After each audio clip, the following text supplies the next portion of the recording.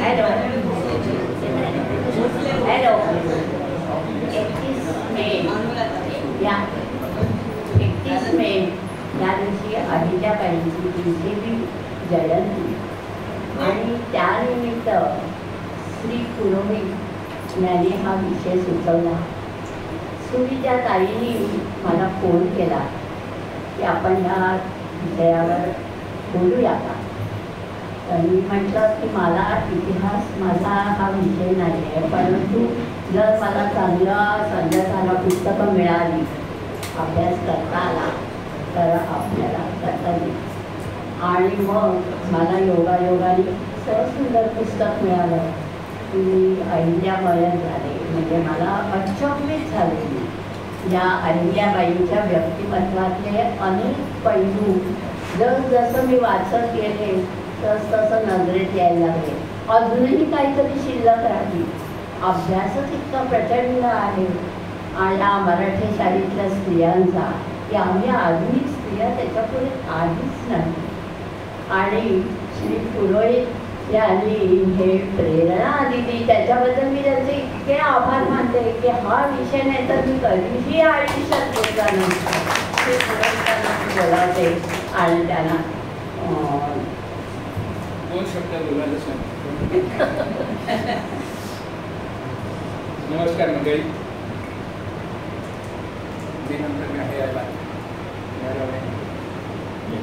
Hello. साधारणतः 2-2.5 वर्षापूर्वी भारताचा अमृत महोत्सव आपण साजरा केला आणि त्याच्या अगोदर बऱ्याच ठिकाणी त्याच्याकरता मोठमोठे उत्सव साजरे केले गेले. त्यावेळेला आम्ही विचार केला होता की आपण काय करू नये, म्हणून आपणही जानेवारी 23 ते ऑगस्ट 23 आपणही महोत्सव म्हणून साजरा केला होता. त्या स्वरूप असं होतं की जानेवारीपासून प्रत्येक महिन्यामध्ये एका मोठ्या विभूतीचं, ज्यांनी स्वातंत्र्य लढ्यामध्ये भाग घेतला होता, काही कार्य केलं होतं, त्यांना त्यांच्यावरती लेक्चर द्यायचं. आता काही लोकांचे म्हणजे माहिती नव्हतं. वल्लभभाई पटेल त्यांच्याबद्दल फक्त पटेल म्हणून माहिती आहे किंवा मोठं त्याचं कार्य माहिती आहे, पण त्याच्या पलीकडे काही कल्पना नाही. तर कल्पना अशी होती की त्या विभूतीचं आपण स्वतः अभ्यास करायचा, वक्त्याने अभ्यास करायचा आणि मग ते सगळ्यांच्या पुढे मांडायचं. मला आनंद वाटतो सांगायला की प्रत्येकाने त्या विषयाचा टिळक बऱ्याच जणांना माहिती आहे, पण बाबासाहेब आंबेडकर, सुभाषचंद्र बोस, सुभाषचंद्र तू केलं होतं, भगतसिंग, प्रकाशने अभ्यास करून त्याने मुसळ येतात म्हणजे समोर दिसले. आता काही वेळेला तर 2 मतं झाली होती गांधींच्या बाबतीत. तर जयश्री आणि शिराडी त्याने विषय मांडला होता, श्रीकांतने मांडला होता. अतिशय चांगला कार्यक्रम झाला होता. तो कार्यक्रम झाल्यानंतर माझ्या मनामध्ये आलं होतं एवढेच फक्त आपल्याकडे लोक आहेत का ज्यांनी फार मोठं काम केलं आहे. बरीच लोक आहेत. मग नंतर शोधत असताना हे जे नाव आहे अहिल्याबाई होळकर, ते थोडंसं अहिल्याबाई, झाशीची राणी वगैरे ही जी नावं आहेत ते आली समोर आणि त्यांची थोडीफार माहितीसुद्धा मी घ्यायला सुरुवात केली. त्यावेळी नंतर मग अर्थात तो आम्ही विषय डोक्यात गेला किंवा जास्त काही बोललो नाही. पण आता मी ज्यावेळेला घरून बाहेर पडत होतो तेव्हा हा परत डोक्यात विषय आला. कारण नेमकं ह्या वेळेला आता की जी 300वी जयंती अहिल्याबाईंची आहे ती साजरी करायची आहे. त्यांचं व्यक्तिमत्व हे त्यावेळेला सुद्धा मला म्हणजे पहिल्यांदा 23मध्ये सुद्धा भारावून टाकणार असं होतं. त्या बाईने जी काय मी आता ह्या सांगते की त्याच्याबरोबर काही असं बोलणं योग्य नाही, पण ह्या सगळ्या ह्याने मला आकर्षित केलं ह्या विषयाकडे. आणि आता असं वाटतं की अशी नवीन नावं काढून आपण त्याच्यावरती तयारी करून कोणीतरी बोलणं हे खरं आवश्यक आहे. एक तर वर्षातून निदान 5 पुढारी किंवा नेते त्यांच्यावरती बोलून इथे मांडली गेले पाहिजेत, जेणेकरून थोडी थोडी काय म्हणा आपल्याला माहिती पाहिजे. आजच्या कार्यक्रमाच्या मागे हेतू हाच होता की परत काहीतरी सुरुवात करता आली तर करावी. अहिल्याबाईंनी तर कोणाचा नंबर लावायचा ते पटापट, कारण हा तर आल्याशी इथूनच सुरुवात करणं जास्त योग्य आहे. आपण त्याची आधी माहिती घेऊया आणि पुढची योजना त्यानंतर आखता येईल. तो धन्यवाद.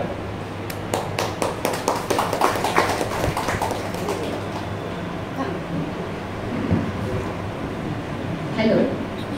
जेव्हा पुरोहितांनी सांगितलं अहिल्याबाई होळकरांवरती बोलायचंय आणि त्यांनी मला पुस्तक आणूनच दिलं. एक तर मला इतिहासात अजिबात आवड नाही पहिल्यापासून, आणि दुसरं म्हणजे एवढा आता अभ्यास करायचा ह्या वयाला, तर मी म्हटलं आता पुस्तक आणूनच दिलंय तेव्हा मला करणं प्राप्त झालं आणि मग मी अभ्यास करायला सुरुवात केली. अभ्यास करायला सुरुवात केल्यानंतर असं वाटायला लागलं बापरे किती वाचून किती नाही. आणि मग रात्र अभ्यासमध्ये MA ची आठवण झाली. तेव्हा आपण कसा करत होतो, पण तेव्हा वय लहान होतं. आता ह्या वयाला आपण हे सगळं करायचं. एकंदर त्याचा आवाका बघितला आणि मी जयश्री जोशींना फोन केला की हे एकटीने मी करण्यापेक्षा तुम्ही मदतीला याल का, आपण दोघी मिळून करूया. त्या म्हणाल्या हरकत नाही. म्हटलं आणखी कोणाला बोलवलं तरी हरकत नाही, पण म्हटलं आपण हे करूया का. त्या म्हणाल्या चालेल. आणि त्यांनी मला मदत केली. आता अर्थातच आम्ही दोघींनी मिळून सगळं केलं. दोघींनी खूप अभ्यास केलाय. पुस्तकं पण पुष्कळ चालली आम्ही त्याच्याबद्दल. आणि आता तुम्हाला कळेलच आमचा अभ्यास काय आहे तो. पण काय आहे अगदी ऐकत्या वेळेला, त्यामुळे आम्हाला न बघता काही आता येत नाही, तर आम्ही वाचून. कारण एक वय पण आता आपलं असं आहे की एवढं लक्षात राहणार नाही एवढी सगळी. आणि एक तर माझा इतिहास अजिबात एकदम माझा बेकार आहे. त्यामुळे मी म्हटलं आपण आता ही सुरुवात करूया. आता जयश्री बोलतील. 18व्या शतकातील मराठा वीर मुत्सद्दी ह्यांना एक वैचारिक मर्यादा होती. म्हणजे थोरल्या बाजीरावांनी 18 पगड जातीतल्या लोकांना एकत्र केलं, त्यातली गुणवत्ता केली, त्यांना सरदारकी दिली, प्रतिष्ठा दिली.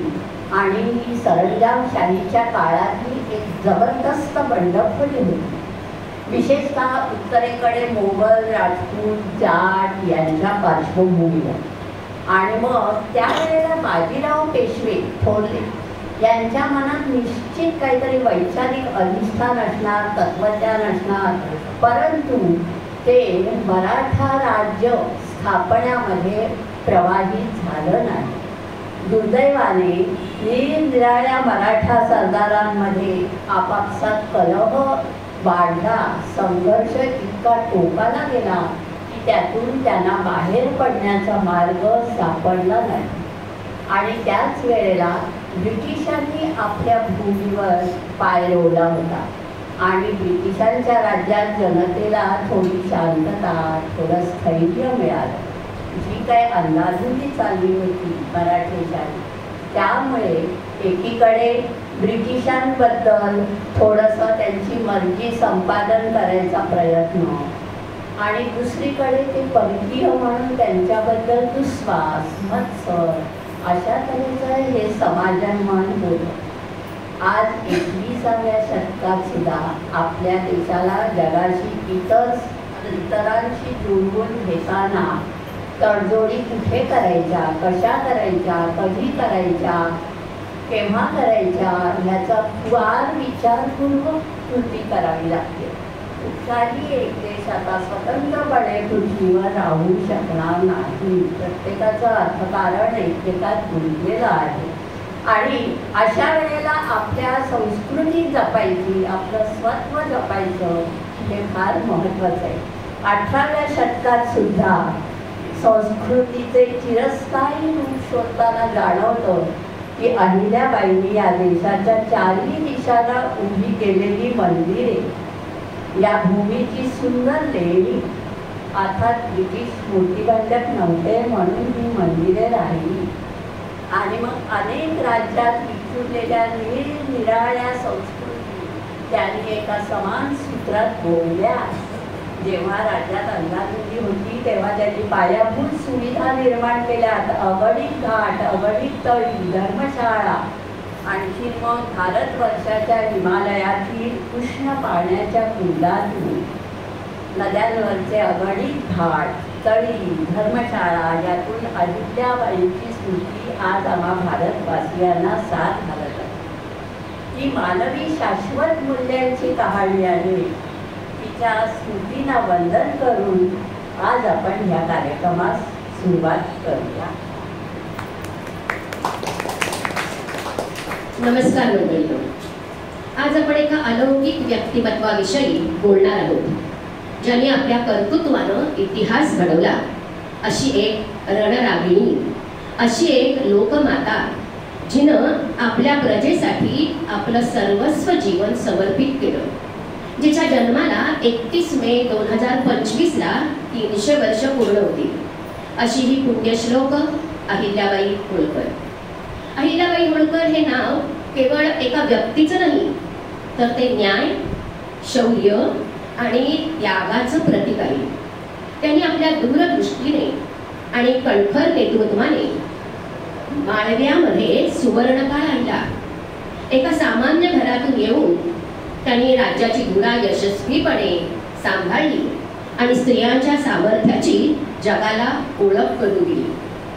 त्यांच्या कार्याची महती आजही आपल्याला सगळ्यांना प्रेरणा देते. आज आपण त्यांच्या अजोड कार्याचा आणि प्रेरणादायी जीवनाचा थोडक्यात आढावा घेणार आहोत.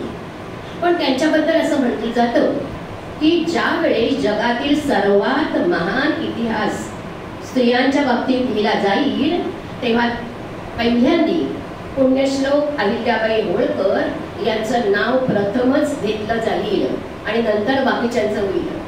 पुण्यश्लोक अहिल्याबाई होळकर हे भारतीय इतिहासातील एक अत्यंत महत्त्वाचं आणि प्रेरणादायी असं व्यक्तिमत्व आहे. त्यांच्याविषयी बोलायचंच तर 31 मे 1725 रोजी महाराष्ट्रातील अहमदनगर जिल्ह्यातील जामखेड तालुक्यातील चौंडी या खेड्यात एका धनगराच्या त्यांचा जन्म झाला. लहानपणापासून त्यांचे वडील माणकोजी शिंदे हे चौंडी गावचे पाटीलच होते. लहानपणापासून अहिल्याबाई बुद्धिमान, अतिशय हुशार अशा होत्या. त्यांना घरीच लिहिण्या वाचण्याचं शिक्षण मिळालं होतं आणि त्याचबरोबर घोड्यावरती बसणं, दांडपट्टा खेळणं, तीर मारणं, बंदुका चालवणं, तलवार चालवणं हे त्यात पारंगत त्यांनी केलं होतं. आता आपण त्यांचा पूर्वपीठिका जरा थोडक्यात बघूया आणि मग जयश्रीताई पुढे सांगतील.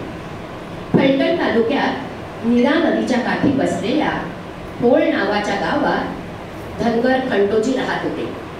त्यांचा एकुलता एक मुलगा मल्हार. हा मल्हार 3 वर्षाचा असतानाच त्याचे वडील निधन पावले आणि मग इतर भाऊबंद संपत्ती त्याचे ओढू लागले. मल्हारीचा जीवही हे भाऊबंद घेतील की काय असं त्यांची आई जिवाई तिला वाटलं आणि ती तडक माहेरी आली तळोदे या गावामध्ये. भावानं बहिणीला चांगला आधार दिला आणि तो छोटा होता, तो मामाची मेंढरं वगैरे राखत होता. मल्हारी सहजपणे घोड्यांना हुकमती ठेवू लागला आणि हा हा म्हणता तो चांगला तलवारही फिरवू लागला. भालाफेक तो त्याचं अचूक करत होता. मामाने ओळखलं हे पाणी काही वेगळंच आहे. आत्याघरी आता त्यावेळेला आत्या घरची मुलगी देत असत, त्यामुळे आत्याच्या घरची मुलगी देण्याचा प्रघाताप्रमाणे भोजराजाने आपली लेक गौतमा तिचं लग्न या मल्हारीशी लावलं. आता मल्हारी छोट्या मोठ्या लढाईत सामील होऊ लागला. कशी कोण जाणे, पण एके दिवशी त्याची भेट थेट बाजीरावांशी झाली आणि त्या मल्हारीचं भाग्य उजळलं. मुलुकगिरीत सत्ताधारी तरुण बाजीरावाच्या सहवासात होतकरू मल्हारी कित्येक गोष्टी शिकला. मल्हारीच्या गुणांना साजेशी गौतमाबाई होतीच. स्वाभिमानी पण करारी स्त्री. अर्थातच कारभारात तिचं चांगलं लक्ष होतं आणि नवऱ्याबरोबर ती सगळा कारभार सांभाळत होती. नवऱ्याला ती 4 गोष्टीही सांगे. 1723 साली या दाम्पत्याला दसऱ्याच्या दिवशी एक पुत्र झाला. त्या मुलाचं नाव खंडेराव. बाजीराव पेशव्यांनी 1725 साली मल्हारीला 500 रुपयाची मनसत दिली आणि धनगर चौगुल्याचा हा लेख मल्हारी पेशव्यांचा मानकरी सरदार झाला. मल्हारराव होळकर झाले आता त्याचे. माळव्या प्रदेशात मल्हाररावांची कर्मभूमी झाली. हा माळवा प्रांत म्हणजे विंध्य पर्वतापासून चितोड आणि मोक्षदा डोंगराच्या रांगेपर्यंत दक्षिण उत्तर आणि पूर्वेला भोपाळपासून पश्चिमेला आणि गुजरात जवळ दोहत पर्यंत पसरलेला असा हा पठार. 1721 ते 1731 म्हणजे साधारण 10 वर्षामध्ये बाजीरावांनी मोहिमांची यशस्वी दणका उडवली. मल्हारराव होळकर, राणूजी शिंदे आणि इतर अनेक मराठा सरदार त्यांच्या खांद्याला खांदा लावून होते. बाजीराव पेशवे दिलदार त्यांनी आपल्या साथीदारांची कदर केली आणि 1727 मध्ये बाजीराव पेशव्यांनी नर्मदेच्या उत्तरेला मल्हारराव होळकरांना एकूण 11 महाल फौजेच्या सरंजामासाठी दिले. आता मराठ्याचा पाय माळव्यात कायम रोवला गेला. बादशहाचा अंमल जवळजवळ उठवलाच होता. मल्हाररावांनी माळवा प्रांतातील इंदूर गावी आपली राजधानी बसवली आणि इतर मराठ्यांचा सत्ताही माळवा प्रदेशात उदयास येत होत्याच. पण पेशव्यांचा वरदहस्त लाभलेले असे हे मल्हारराव अगदी जोरात होते. आता ते बाजीरावांच्या पावलावरती पाऊल ठेवून रणनीती आखू लागले होते. विचारपूर्वक पत्र लिहू लागले होते. बाजीरावांसारखेच ते रणात वीर, दरबारात धीर, गंभीर आणि लेखणी संयमशील असे होते. बाजीराव भरभरून देत होते इनाम, संधी आणि विश्वास, आणि मल्हारराव शिगोशिगी परतफेड करीत होते इनाम, कर्तृत्व आणि साथ. आणि आता पुत्र खंडेराव 9 वर्षाचा झाला. आता त्याच्याकरता त्याच्या इमामाला साजेशा अशा वधूचा शोध सुरू झाला. तशी धनगर समाजात अशी घराणी त्यांच्या तोडीची कमीच होती. 1733 साल होता. मल्हाररावाला राजनैतिक कारणाकरता पुण्याला जावं लागलं आणि मग सुभेदारी सरंजाम त्यांच्या बरोबर होताच. मार्गावर सीळा व हरणा या 2 नद्यांच्या संगमावर एक छोटंसं गाव होतं, ज्याचा आत्ता उल्लेख केला चौंडी. आणि मग हे संगमाच्या घाटावर मंदिरही होतं. आणि या मंदिराच्या सभोवताली मल्हाररावांचा मुक्काम पडला होता म्हणून राहुट्या उभारल्या होत्या, उंट वरती घोडे होते. आणि एकदा काय झालं, मल्हारराव सहज सभोवतालचे दृश्य पाहत होते आणि देवळातून कोण्या गावकऱ्याचा शंभो भाग्य घंटानादात मिसळत. सूर्य पार मावळतीला गेला. दिवे लागण्याची वेळ झाली आणि परकर पोलक्यातली एक मुलगी प्रवेशती झाली मंदिरात. येताना ती कुतूहलाने सगळं बघत होती. राहुट्या, हत्ती, घोडे, नजर होती निर्भय आणि निष्पाप, आणि हातात होतं तेलवातीचं साहित्य. ते तिचं नेहमीच काम होतं असं बघणाऱ्याला सहज समजलं असतं, कारण सराईतपणे ती अगदी आतमध्ये आली. रूपाने सामान्यच होती. आणि मग तिने तेलवात केली, दिवे उजळले, गाभारा प्रकाशाने उजळला आणि त्या मंद प्रकाशात तिने डोळे मिटले, मनोभावी सेयक पुजायला सुरुवात केली. आणि मग ज्योतीचा मंद प्रकाश तिच्या मुखावर पडला. मल्हाररावांनी तिचं ते रूप बघितलं आणि ठरवलं की फार आधी त्यांना वाटलं हीच माझी सून. आणि चौघी गावातील पाटील माणकोडी शिंदे यांची ही लाडकी मुलगी अहिल्या मल्हाररावांची पहिली सून झाली. 1733 साली 8 वर्षाच्या अहिल्याबाईंनी इंदूरच्या वाड्यात प्रवेश केला. नोकराने मुजरे केले. ते बघितल्यावर ती गांगरली आणि मग पण आतून जाणवलं तिला की ह्या वाड्यात आपण एक महत्त्वाची व्यक्ती आहोत.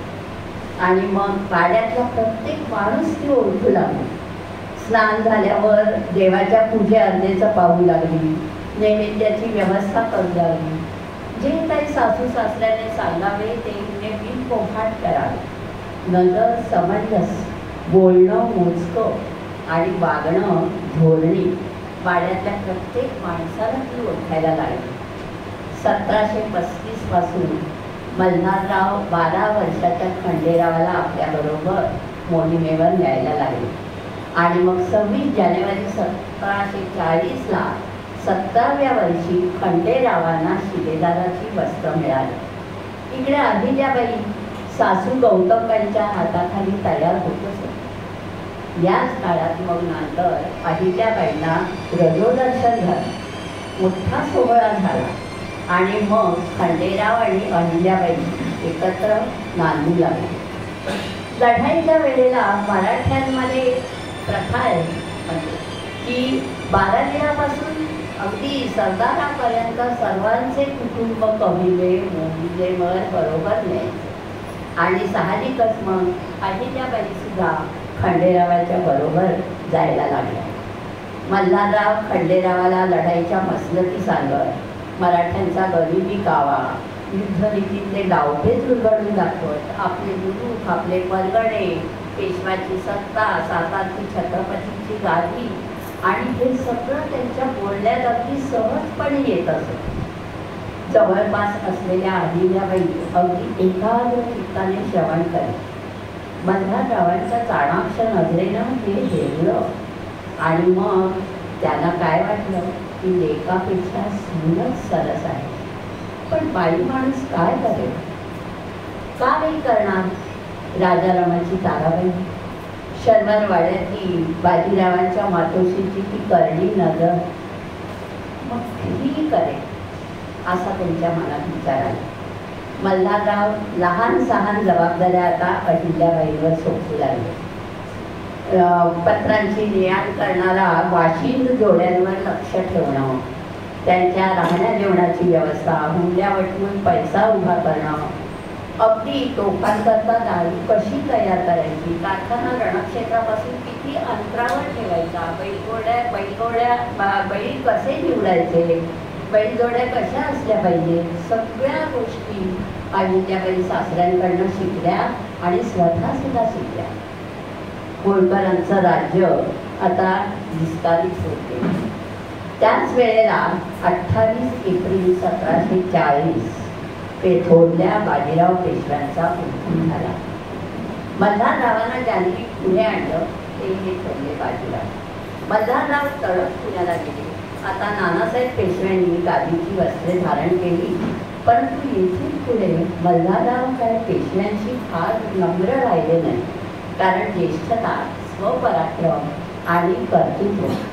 खंडेराव मात्र अगदी चारचौघांसारखा मनुष्य होता. आई वडिलांचा शब्द पाळावा, धर्मपत्नीशी धार्मिक संकेतानुसार वागावे, कर्तव्य पार पाडावे, देवधर्म करावा, त्याच वेळेला मद्य मदिराशी समवेतही मजा करावी. विचारात दूरदर्शीपणा नाही, तलवारी फारशी धडाडी नाही. अर्थात अहिल्याबाईंशी खंडेरावांचं वर्तन आदराचं होतं एवढं खरं. एकीकडे त्यांचा संसार फुलत होता. 1745 साली मुलगा मालेराव व 3 वर्षांनी मुलगी ताराईचा जन्म झाला. बादशाच्या चाकरीत असताना एकदा खंडेरावांनी बादशाचा अदूरदर्शीपणे कुठलाही विचार न करता अपमान केला व नंतर ते रणनीतीत कमी पडले आणि पुढे नाच गाण्यात मशगूल झाले. मग मल्हाररावांच्या सांगण्यावरनं त्यांना कुंभेरी किल्ल्यास जाटांचा पडलेला वेढा सोडविण्यास जावे लागले. इतका दूरदर्शीपणा की ते पराक्रम गाजवत पुढे पुढे जात होते, पण हांगेच्या तंद्रीत होते. त्यामुळे अचानक फिरत्या तोफेतून आलेल्या गोळ्याने त्यांचा वेध घेतला आणि तिथेच त्यांना गतप्राण झाले. बातमी माळव्यात सर्वदूर पसरली. 2 असामान्य कर्तृत्ववान व्यक्तींच्या मध्ये सापडल्यामुळे खंडेरावांचं सामान्यपण हे इतिहासात अधोरेखित झालं. ते असं की एका पराक्रमी म्हणजे महापराक्रमी पुरुषाचा कर्तृत्वहीन पुरुष आणि एका सत्शील कर्तृत्ववान स्त्रीचा व्यसनी नवरा. मल्हारराव अवतीत झाले. पुत्राच्या मृत्यूला कारण झालेल्या जाटांचा सूड उगवण्यासाठी मल्हारराव हयातभर पेटले होते. आणि मग अहिल्याबाईंचा एकुलता एक पुत्र मालेराव, त्याचं लक्षणही ह्या वाढत्या वयात काही दिसत नव्हतं. पुढे राज्यकारभार चालवण्याकरता एकमेव आशास्थान होतं ते म्हणजे अहिल्याबाई. धर्म परंपरेनुसार अहिल्याबाईंनी सती जाण्याकरता तयारी केली, परंतु सईद झालेल्या मल्हाररावांनी त्यांना अडवले आणि म्हणाले, बाई, माझ्या आयुष्याचा आणि गुन्हा करतेस काय? माझी सारी दौलत, राज्याचा कारभार तूच माझा खंडू म्हणून मी तुझ्यावर घालत होतो. ह्या म्हाताऱ्याची तुला कीव येऊ दे. सती न जाण्याबद्दल ते विनवणी करू लागले, याचना करू लागले. एक एक क्षण असा असतो ना की तो व्यक्तीच्या जीवनात कलाटणी देतो. तोच हा क्षण होता अहिल्याबाईंच्या जीवनात. अहिल्याबाईंच्या मनात वादळ उठलं. मोठ्या पुराण्याचे संस्कार, सतीचं पुण्य, स्वर्गाचं दार, संसाराचं हे मिथ्या मायाजात आणि पदवी 2 लेकरं आणि निसंतान सवती, महापराक्रमी सासऱ्याची अवतिकता.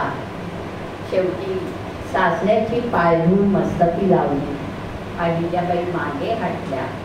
बाकीच्या सगळ्यात आणि रखेल्या सती गेल्या. जवळजवळ असं म्हणतात की 11 जणी. खंडेरावांच्या इतर बायका रखेल्या गेल्या, सती गेल्या. जैसे त्याचे देव तैसी त्याची बुद्धी. हेच खरं. अहिल्याबाईंच्या दैवात पुढे आयुष्यभर राजकारण करणं होतं. पुत्र मालेरावाचे लक्षण काही ठीक नव्हते.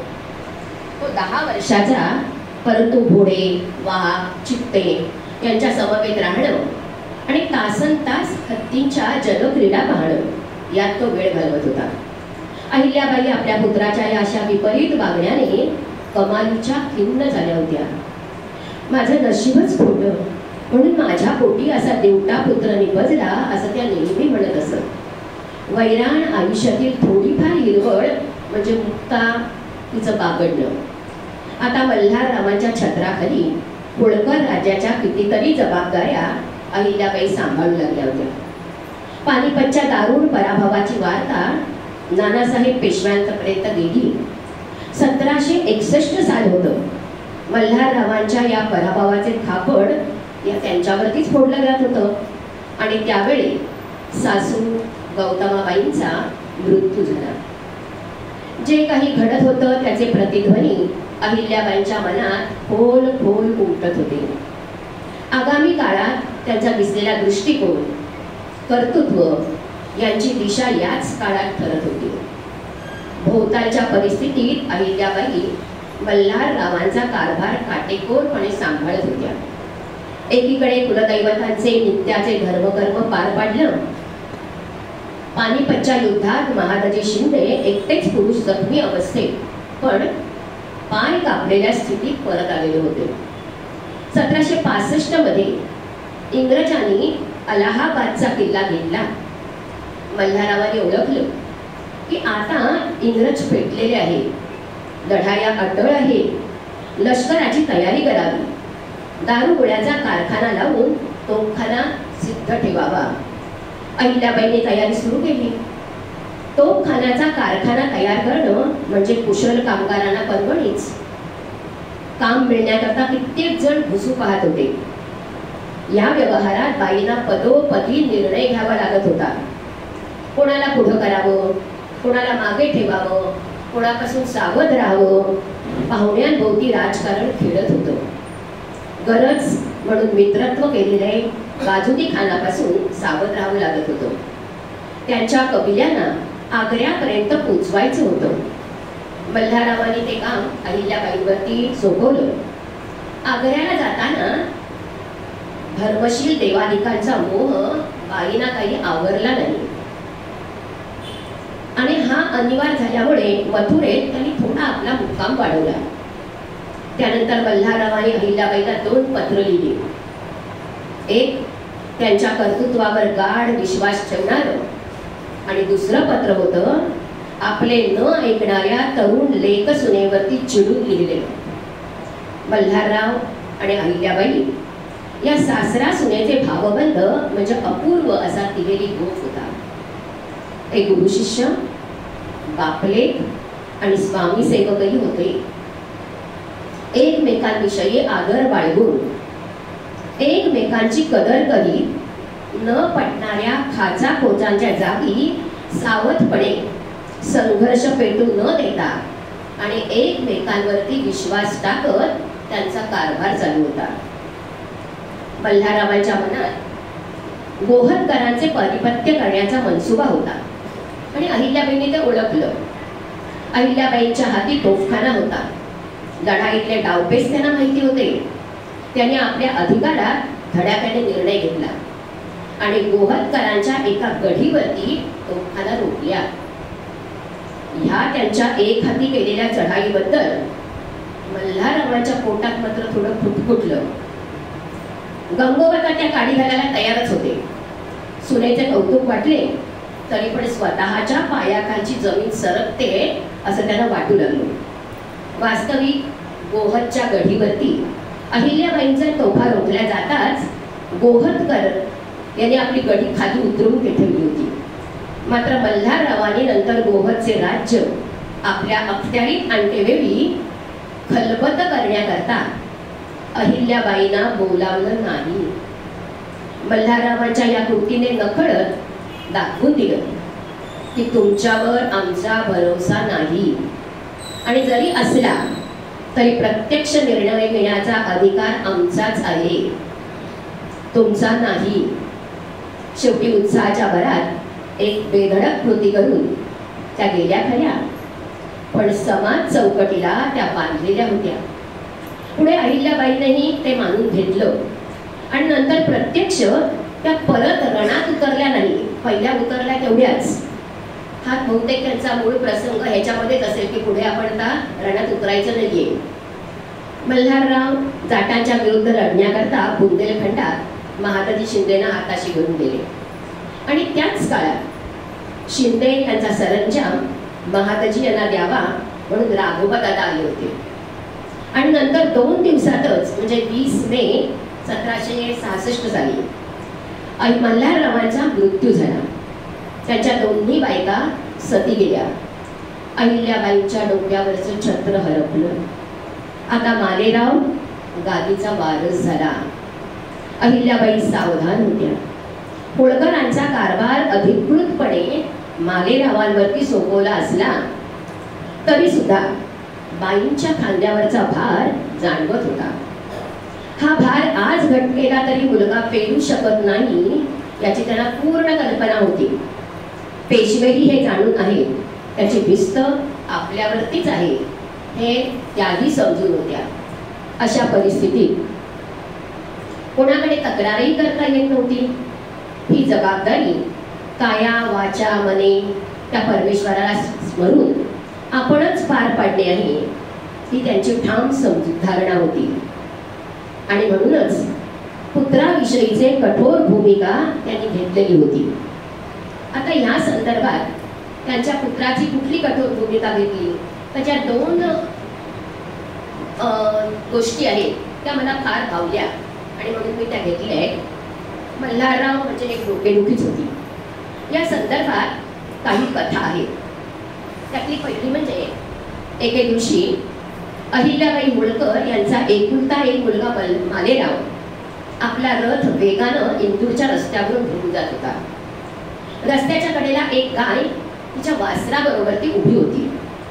मालेरावाच्या रथाच्या वेगानं ते वासरू रथाखाली आलं आणि चिरडलं गेलं. त्याच जागी त्याचा मृत्यू झाला. गाय अत्यंत दुःखी झाली. आक्रोश करायला तिनं सुरुवात केली. आता काय आहे, अहिल्याबाई होळकर आपल्या न्यायासाठी प्रसिद्धच होत्या. त्यांच्या राजवाड्यात एक घंटा बांधलेली होती आणि ही घंटा वाजवून कोणताही नागरिक न्याय मागू शकत होता. आता या घंटेनंतर त्या गायीनं येऊन तिथे ती घंटा वाजवली. घंटा वाजवल्यानंतर अहिल्याबाईंकडे तिने न्याय मागितला. अहिल्याबाई जेव्हा पाहिलं की अरे एक गाय न्याय मागते आपल्याकडे तेव्हा त्यांना आश्चर्य वाटलं. त्यांनी चौकशी केली असता त्यांना समजलं की त्यांच्याच मुलानं म्हणजे मालेरावानं त्या गायीच्या वासराला रथाखाली चिरडलं होतं. अहिल्याबाई न्यायाच्या बाबतीत कोणतेही तडजोड करत नव्हत्या. त्यांनी मालेरावाला दरबारात बोलावलं आणि विचारलं की तूच या वासराला चिरडलंस काय? मालेरावाने आपली चूक कबूल केली. तेव्हा अहिल्याबाईने आदेश दिला की ज्याप्रमाणे या वासराच्या रथाखाली मृत्यू झाला त्याच प्रकारे मालेरावालाही त्याच रथाखाली चिरडून शिक्षा द्यावी. हा आदेश ऐकल्यावरती दरबारातले सगळेजण हादरले. आपलेच पुत्र असूनही अहिल्याबाईंनी असा कठोर निर्णय घ्यावा. लोक आणि दरबारी लोक मालेरावाला माफ करण्यासाठी विनंती करू लागली, परंतु अहिल्याबाई आपल्या निश्चयावरती ठाम होत्या. शेवटी मालेरावाला रथाखाली झोपायला लागलं आणि तोच रथ त्याच्या अंगावरून नेण्याचा आदेश अहिल्याबाईंनी दिला. जेव्हा रथ मालेरावाच्या अगदी जवळ आला तेव्हा गायीनं स्वतःच मालेरावाला वाचवलं. असं काही गोष्टींमध्ये आहे आणि काही मध्ये आहे की दरबारी किंवा इतर लोकांनी त्यांना ओढून काढलं. पण असो, या घटनेतून एक आपल्याला कळतं की अहिल्याबाई होळकर यांनी सिद्ध केलं की न्याय हा सर्वांसाठी समान आहे. आपल्या मुलालाही चूक केलं तर त्याला त्याबद्दल शिक्षा द्यायला मी मागे पुढे पाहणार नाही. त्यांची ही न्यायनिष्ठा अजूनही आदर्श मानली जाते आजही. आता या संदर्भात मी एक दुसरी कथा आहे, ती सुद्धा अहिल्याबाईंच्या न्यायप्रियतेची आहे आणि निडरपणाची आहे आणि मालेरावाच्या बेदरकारपणाची आहे. एकदा अहिल्याबाईंच्या मुलांनो म्हणजे मालेराव हा शिकार करताना एका गर्भवती मागणीला त्यांनी मारलं. त्या मागणीच्या पोटातून 2 पिलं बाहेर पडली आणि ती मालेरावांच्या समोरच मरण पावली. या घटनेमुळे मालेराव घाबरले. बातमी अर्थातच अहिल्याबाईंपर्यंत पोहोचली. अतिशय त्यांना दुःख झालं आणि त्यांनी आपल्या मुलाला या क्रूर कृत्याची शिक्षा देण्याचं ठरवलं. त्यांनी दरबारात मालेराव यांना बोलावलं आणि सांगितलं की ज्याप्रमाणे तू एका मातेच्या पोटातून तिच्या पियांना बाहेर काढून मारलंस, त्याचप्रमाणे तुलाही तुझ्या आईच्या पोटातून बाहेर काढून म्हणजे मायेतून तुला फाशी दिली जाईल. दरबारातले सगळे लोक चकित झाले. मालेराव यांनी आपली चूक कबूल केली आणि माफी पण मागितली. अहिल्याबाईंनी त्याला शिक्षा म्हणून पश्चाताप करण्याची साठी काही कठोर असं प्रायश्चित्त करायला सांगितलं आणि त्यांना पुढे कोणत्याही जीवाला इजा न करण्याची शपथ घ्यायला लावली. या घटनेतून अहिल्याबाईंचा न्याय सर्वांसाठी समान असतो आणि स्वतःच्या मुलासाठी सुद्धा हा संदेश आपल्याला देऊन दिलाय. त्याच्यानंतर मालेराव थोडेसे जरा जबाबदारीनं वागू लागले. ब्राह्मणांना थोडाफार मान देऊ लागले. तरी पण राजकारण हा मालेरावांचा पिंडच नव्हता. त्यासाठी लागणारा धीमेपणा किंवा हिशोब हे त्याच्यात नव्हतेच मुळी. जंगली श्वापदांची मैत्री करणारा तो एक कलंदर होता. आवेग ही त्याची एक प्रवृत्ती होती. ब्राह्मण लोभी वाटले, ठेवले त्यांच्या वस्त्रपात्रात विंचू. ते ब्राह्मणांना डसले, पिटल्या टाळ्या, संतापाला केला खून. चूक उमगल्यावर मात्र अपराधी भावनेनं त्याच्या या आवेगही इतका जबरदस्त उचंबळून आला की त्यातच शेवटी त्याचा अंत झाला. आता ही एक घटना अशी आहे की वाड्यातल्या एका दासीची एका विणकराचं संबंध आले होते. मालेरावाला हे कळलं. बहुतेक दासी त्याची रखेली असणार आहे म्हणून मालेराव अस्वस्थ झाला. अहिल्याबाईंनी आपल्या मुलाला अजूनही त्याच्यावरती भरोसा नव्हताच म्हणून त्यांनी त्याला जाणवणार नाही असं कैदेत ठेवलं होतं. एके दिवशी विणकर तेथे आला आणि मालेरावाने त्या विणकरावरती प्राणघातक हल्ला केला. वाड्यात एकच हलकल्लोळ झाला. मालेरावाला नंतर अतिशय अस्वस्थ वाटू लागलं, पण विणकराचं भूत त्याला दिसू लागलं. अहिल्याबाईंचा थोडा सात्विक गुण असावा म्हणून मानसिक संतुलन ढळून त्याचे नैराश्याच्या झटक्याने 1767 मध्ये वयाच्या 22व्या वर्षी निधन झालं. मालेराव ही अहिल्याबाईंच्या आयुष्यातील एक विलक्षण शोकांतिका होती.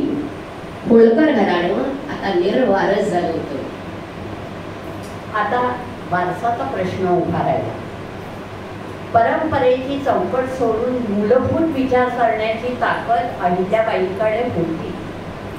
त्यांनी रूढीनुसार दत्तकाचा विचार न करता स्वतःसाठी सत्तेची सूत्र माधवराव पेशवे यांच्याकडे मागितली. त्यावेळेला नानासाहेब पेशवे निवडून माधवराव पेशवे गाडीला आले. त्यानंतर त्यांनी पेशव्यांकडून काय आदेश येतोय, इतर सत्ताधारकांच्या मनात काय आहे ह्याकडे अहिल्याबाईंचं लक्ष लागलं होतं.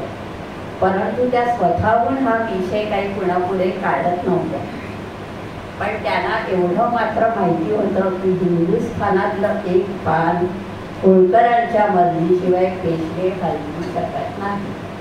आणि मग त्यांनी काय केलं की अस्थिर काळ होता, होळकरशाहीला कुणी वारस नव्हता. पण अशाही वेळेला त्यांनी मल्हाररावांनी 1730 साली मोगलाईकडनं जिंकलेल्या महेश्वर या गावी राहण्याचं निश्चित केलं.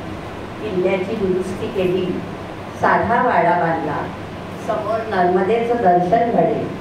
एका भागात मंदिर होतं, त्यात शिवलिंग आणि मूर्ती होत्या. आता घरातच प्रमुख कारभाऱ्यासोबत अहिल्याबाईंचा दरबार भरू लागला. त्या नेहमी पांढऱ्या अशा घोंगडीवर बसत आणि इतर कारभारी आजूबाजूला असत.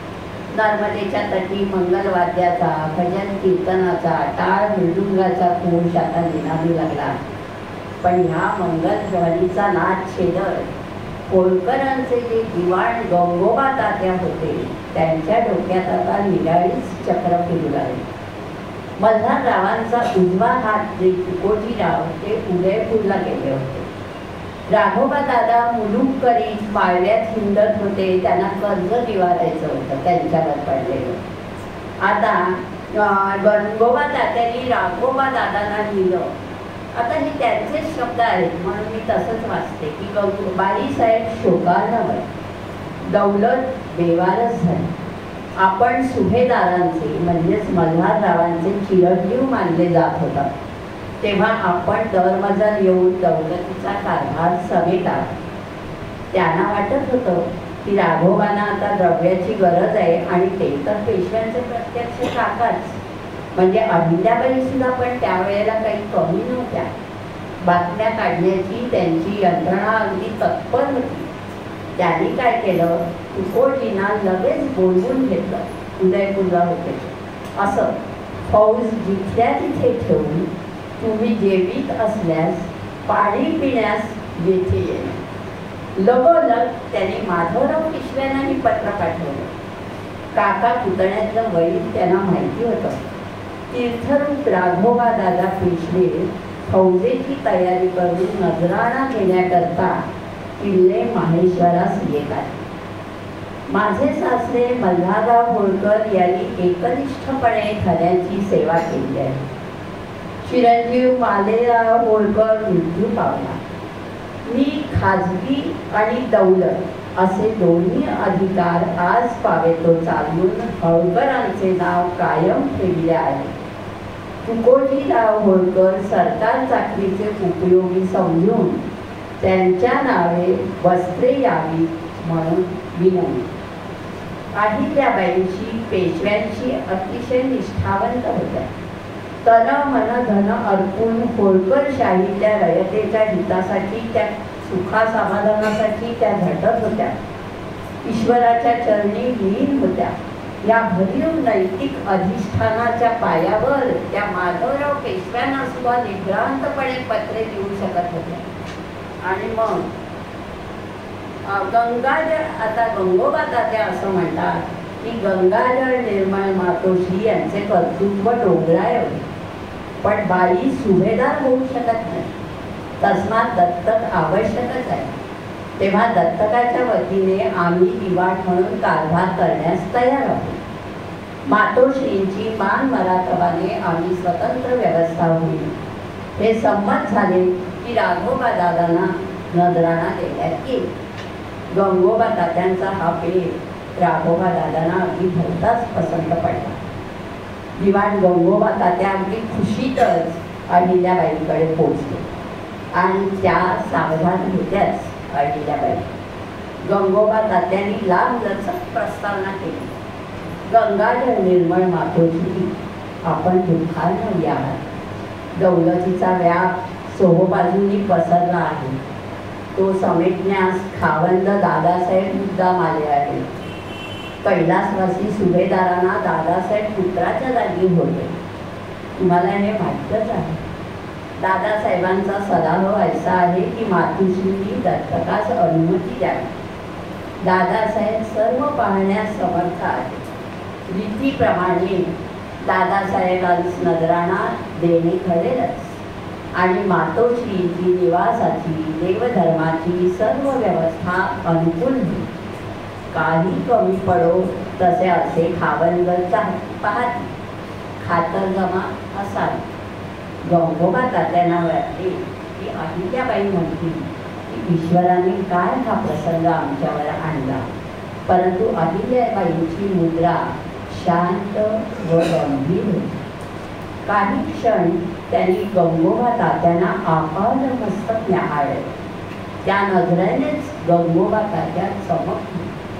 मग सिंहगर्जनेच्या ठाम स्वरात शब्द उमटले, आम्हास हे बिलकुल मंजूर नाही.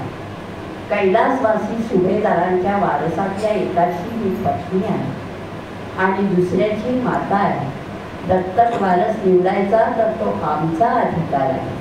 खुद्द पेशव्यांनीही त्यात ढवळाढवळ काढली नाही. मग खावंडांना नजराणा देणे कशासाठी? खावंड दौलतीचे रक्षक. आमचे इमान त्यांच्या पायाशी गुप्ते आहे. गंगोबा तात्या जागच्या जागी शिजले. त्यांच्या तोंडून पुढे शब्द उमटले नाही. सिंहगर्जना ऐकू आली की कोल्ह्याला कुंकवी काढलेली सुचत नाही. तसंच हे पुढे त्या म्हणाल्या, आमचे शब्द दादासाहेबांना असेच सांगावे, शिवाय हेही सांगावे की खावंडांनी उगीच बाई माणसाची लढू नये. त्यात तुमचा मान राहणार नाही, आणखी अवलंबी जाईल. गंगोबा तात्या आल्या पाहून माघारी गेली. राघोबा दादा बाई शरणागती यावी म्हणून मुद्दाम सर्वत्र माळव्यात हवा टाकली होती. पण अहिल्याबाई ओळखून होत्या, उदयत आपल्या बाजूचे आहे. महादजी शिंदेनी राघोबा दादांना सांगितले, मातोश्रीच्या वाटेला राघोबा दादांनी पावली नाही. आता अहिल्याबाईंनी डाव टाकला. सभ्यपणे आणि अगदी शाही इतमामाने आता राघोबा दादाची खोटी मोडायची. त्यांनी काय केलं की एक त्यांचा आवडता हत्ती मागवला आणि मग लढण्याचे प्रतीक म्हणून हवल्याच्या चारही कोपऱ्यांना त्यांनी 4 हात्यात बाण गच्च भरून ठेवले आणि हत्तीवरनं त्या उज्जैनकडे राघोबा दादांना भेटायला निघाल्या. आणि मग जाताना विजय घोष होत होता, फुलं उधळली जात होती. आणि मग राघोबा दादांना भेटल्या. राघोबांनी त्यांना दुखवल्याचं सांत्वन केलं. अहिल्याबाईंनी कुठलाही विषय काढला नाही दत्तकाबाबत आणि त्या इतमामाने तशाच परत आल्या. इंग्लिश अधिकारी जॉन माल्कम म्हणतात, बाईंचा हा एक मस्त पॉलिटिकल स्टंट होता. महेश्वर वाघेरे ही जागा खाजगीची होळकर कुटुंबास इनाम जहागीर दिलेली असल्याने तुमचा हक्क पूर्ण आहे म्हणून तीर्थस्वरूप दादासाहेबांस निक्षुण स्वरूपात ताकीद दिले आहे व तुकोजी होळकर यांच्या नावे सनद व कपडे तयार होऊन येत आहेत. आता काळी मात्रेची आशा न धरता सुरळीतपणे आपले अधिकार आजवर चालत आल्याप्रमाणे चालले जातील. यामध्ये चंद्र 19 माहे राज्य बहुत काय मिळेल. माधवराव पेशव्यांचे असे पत्र अहिल्याबाईंना मिळाले आणि अहिल्याबाई आता अधिकारी पदावर आल्या. तरी पण कित्येक कोटींच्या धनी असलेल्या अहिल्याबाईंचा संपूर्ण स्वतंत्र कारभार आता महेश्वरातून सुरू झाला.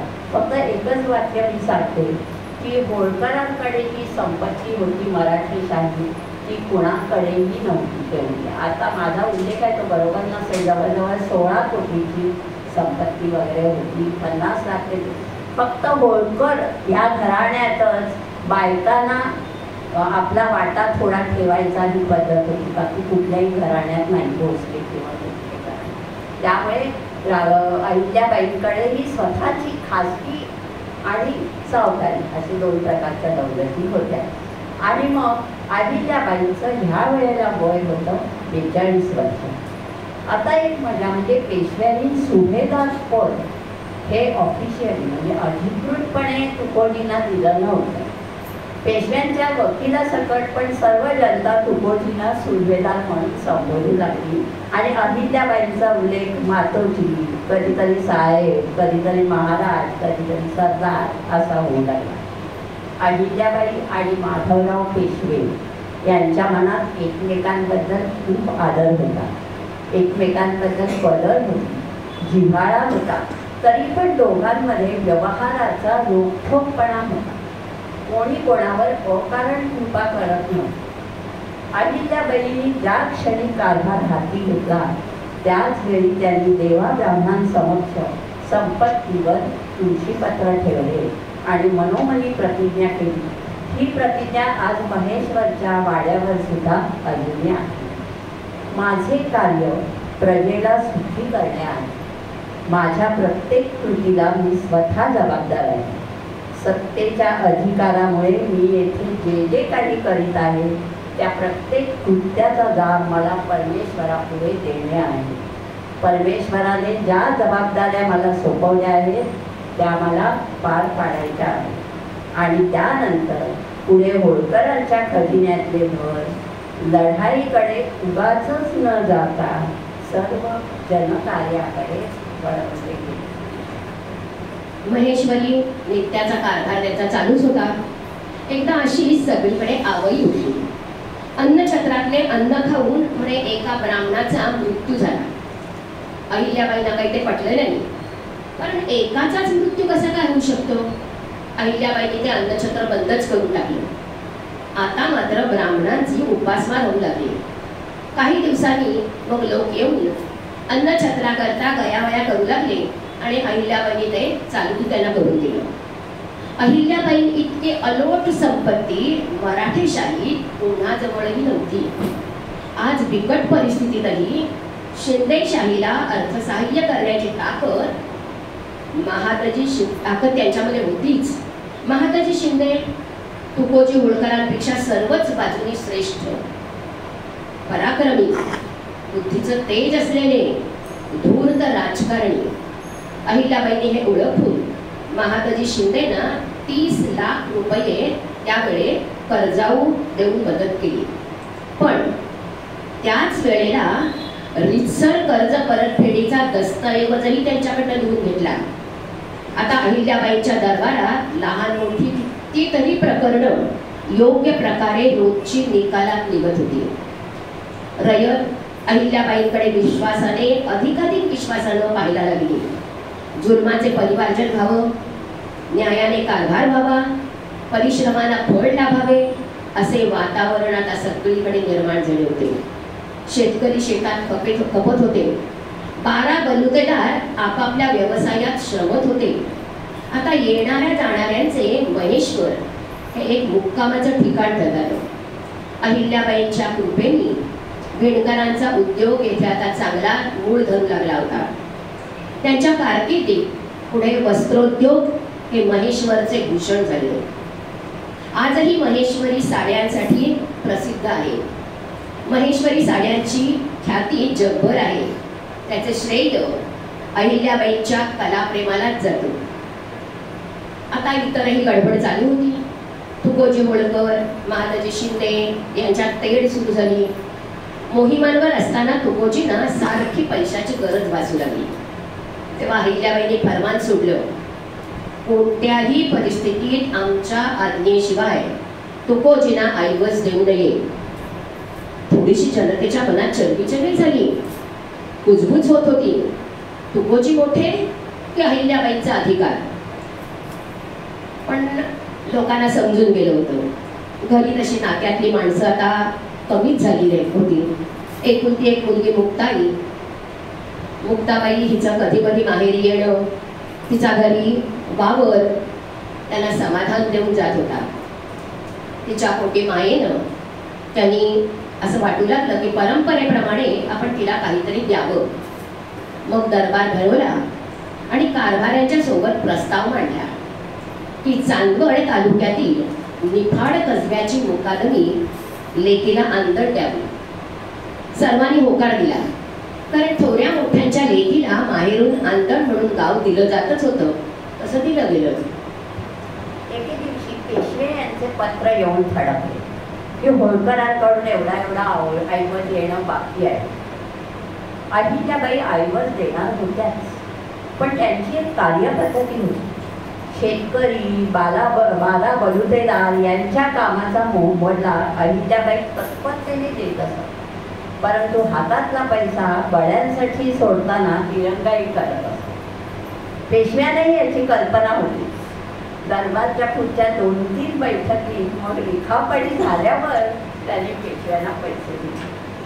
कोणाच्याही सत्ताधीशाच्या अंगात काही प्रमाणात कुंडाई असते. अहिल्याबाई यांना अपवाद नव्हत्या. होळकरांची उपद्व्यापी माणसे बडवानीमध्ये अधूनमधून तूट करून दंगा करत होती. अहिल्याबाई थोडंसं तिकडे दुर्लक्ष करत होत्या. आणि बडवानीच्या अनुप सिंगाने माधवराव पेशव्यांकडे तक्रार केली आणि पेशव्यांनी बळेश्वरी पत्र लिहिले. बडवानीतील तुमचे मोर्चे उठवावे. आजारी पेशव्यांच्या या जागरूकतेने अहिल्याबाई थक्क झाल्या. मराठी शाहीचं हे एक वैशिष्ट्य आहे की पेशव्यांना, बलाढ्य होळकरशाहीला, धर्मशील अहिल्याबाईंना त्यांच्या हातून होणाऱ्या क्वचित गैरवर्तणुकीबद्दल कोणी ना कोणीतरी त्यांना जाणीव करून देत असे. एकीकडे आदराची भावनाही ठेवली जात होती. त्याच वेळेला आता नंतर अचानक वार्ता आली माधवराव पेशव्यांचं निधन. ते अतिशय आकानी गेले 27 नंतर काही दिवसातच नारायणाचा राहत्या शनिवारवाड्यात दिवसा ढवळा भर दुपारी झालेला खून. अहिल्याबाई सावध चित्ताने सगळ्या वार्ता ऐकत होत्या, मनन करत होत्या. तिकडे पुरंदरावर नारायणाच्या पत्नी प्रसूत होऊन मुलगा झाला. मुलाला काकाचंच नाव ठेवलं माधव, ज्या पुढे सवाई माधवराव मग त्यांना म्हटलं जाऊ लागलं. ते 6 महिन्याचे असताना पेशवाईची वस्त्रे देऊन आता बाळगाईचा कारभार पुण्यात सुरू झाला. आता अहिल्याबाईंना नित्याच्या कार्यक्रमात थोडा उत्साह वाटू लागला का, तर पेशव्यांना आता कारभार सुरू झाला. त्यांची नजर सतत निरनिराळ्या कार्यासाठी योग्य माणसं शोधत असत. अन्नछत्र चालवायला माणूस योग्य, तमुक ब्राह्मण देवळात कथाकीर्तन चांगलं करेल, विहिरी खोदण्यासाठी पाणी कोठे लागेल हे शोधणारी माणसं त्यांचा योग्य मोबदला देऊन त्यात तत्परतेने काम करून घेत असत. त्यांचं उत्कृष्ट व्यवस्थापन गोविंदराव मुळे प्रकरणात दिसून आलं. त्यांना मुजोर होऊ दिलं नाही, पण सूडबुद्धीने त्यांनी अद्दलही घडवली नाही. त्यांच्याकडून सर्व हिशेब मागितला, कर्जफेडीची रक्कम विभागून दिली, त्यांचा भार हलका केला व होळकर राजाचा तोटाही होऊ दिला नाही. अहिल्याबाई माणसांची कदर फार उत्तम करेल. गोविंदपंत गारू हे अहिल्याबाईंचे कारभारी. कमी जास्त वागणं नाही, कोठे बेईमानी नाही, माणूस म्हणजे अगदी बावन कशी सोनच होती. अहिल्याबाईंनी त्यांची कायम उपजीविकेची सोय केली.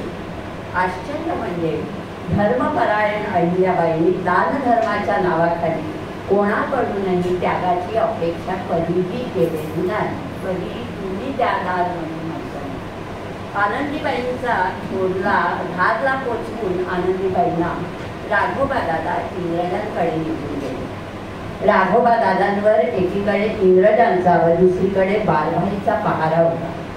धारच्या किल्ल्यातच आनंदीबाई प्रसूत होऊन मुलगा झाला. हाच पेशव्यांच्या अंतापर्यंत राज्य करणारा दुसरा बाजीराव. त्याचं वय होतं तेव्हा 28 आणि अहिल्याबाईंचं 50. पारंपरिक सर्व रीतीभाती सांभाळणाऱ्या अहिल्याबाई त्याची दखल घेतली नाही, कारण कपट कारस्थान करणारी बाई. 1776 साली शत्रू पक्षाने वेढा घातला धार किल्ल्याला. आनंदीबाईंनी 5 महिने, 1 वर्षाची काळातील 5 महिने हा किल्ला लढवला. अहिल्याबाई मनोमन आनंदीबाईंचे हे युद्ध कौशल्य बघून थक्क झाल्या. मनात म्हणाल्या, तुझी गुणवत्ता योग्य मार्गाला लागायला हवी. पुढे 4 धारमध्ये पराभूत झाल्यावर मंडलेश्वर येथे कडक बंदोबस्तात त्यांना आनंदीबाईंना ठेवण्यात आलं. आनंदीबाई मंडेश्वरी यायला महेश्वरी यायला अहिल्याबाईंना गयावया करून मदत मागायला लागल्या. शरण आलेली स्त्री पेशवे घराण्यातली होती. मात्र अहिल्याबाईंनी 57 घराण्यातल्या स्त्रीचा तिकडे आनंदीबाईंना मदत पोचवून सन्मानित केलं नाही. परंतु आनंदीबाईंना महेश्वरच्या वाड्यावर बोलावलं. त्यांना साडी, चोळी, वस्त्र, पात्रे, औषधं सगळं दिलं आणि अपमानितही केलं नाही. अशा तऱ्हेने बारबाईचे निर्बंध पाळले अहिल्याबाईंनी, पण ते गुपित ठेवले आणि आनंदीबाईंना मदत करून त्यांनी पेशव्यांची प्रतिष्ठा राखली आणि काहीही करून दिले नाही. एकीकडे धर्मपरायण अहिल्याबाईंची धर्मकार्य चालूच होती. चित्रकूट मंदिर बांधून पूर्ण झालं. भरताने जिथे वनवासाला निघालेल्या श्रीरामाची भेट घेतली होती तिथे. नंतर मग त्या आनंदल्या ते मंदिर झाल्यावर कितीतरी मंदिरे, काशी विश्वेश्वर, गळेचे त्यांनी मानले, कितीतरी घाट. दानधर्माला त्या पैसे देतात, पण फौजेकरता पैसा देताना हिशोब मागतात. म्हणून तुकोजी व त्यांच्यात तणाव होताच, पण त्या कधीही बदल्या नाही. परमेश्वर चिंतन आणि जनहित रक्षण या 2 तत्वांचा हातात हात घालून त्यांचा प्रवास चालला होता.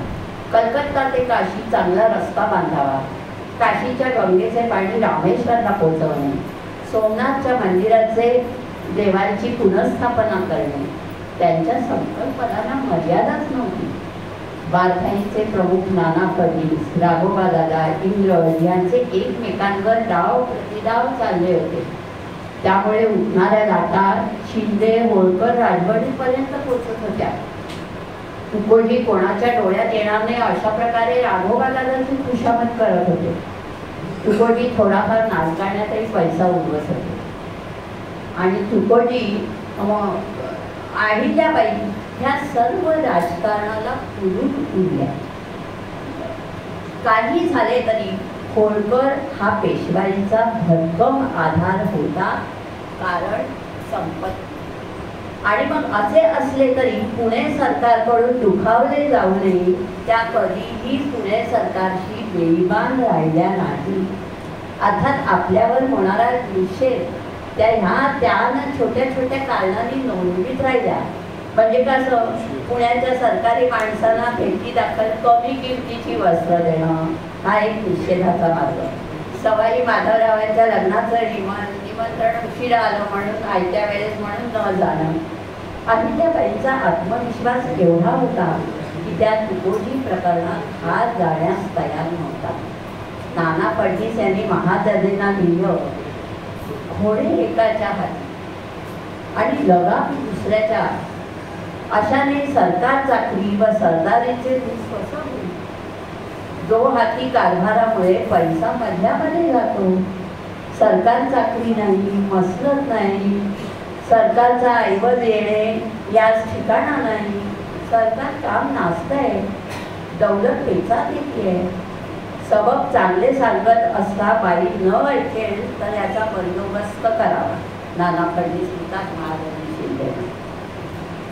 महादजी शिंदे म्हणाले, नाना समजत असतील चिंता काय, 5000 फौज महेश्वरी पाठवून बाईचा बंदोबस्त करून तुम्ही सारे शहाणेच आहात, पण बाई साऱ्यांपेक्षा अधिक शहाणी आहे. अशा गोष्टी घडतील हे समजून तिनेही तयारी केली असेल. तिच्या हातात मातब्बर जागा आहे. बाई दुसऱ्याच्या हाताने घास घेत नाही. शत्रू छातीवर आहे याचा विचार नानांनी पाहावा. अहिल्याबाईंना वाटू लागले, नाना फडणीस, हरिपंत तात्या, महादजी कोणीही तुकोजींना ठिकाणावर ठेवत नाही, हे कसे.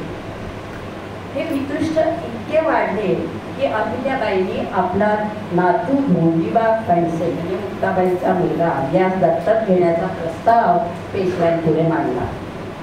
आणि त्या कविता पेशव्यांना तुकोजीची वर्तणूक सुधी नाही.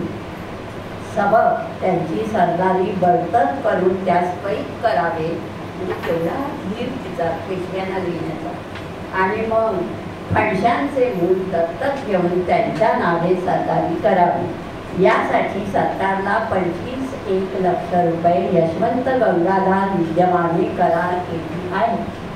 अहिल्याबाईंचा वचक असा की पुणे दरबाराने हा ठराव लगेच मान्य केला, परंतु काही कारणामुळे तो पुढे अंमलात येऊ शकला नाही। सवाई माधवरावांचा विवाह संपन्न झाला। 2 लाख रुपये लग्नपट्टीचा ऐवज देण्याकरता पेशव्यांकडून महेश्वरी पत्र येत होती।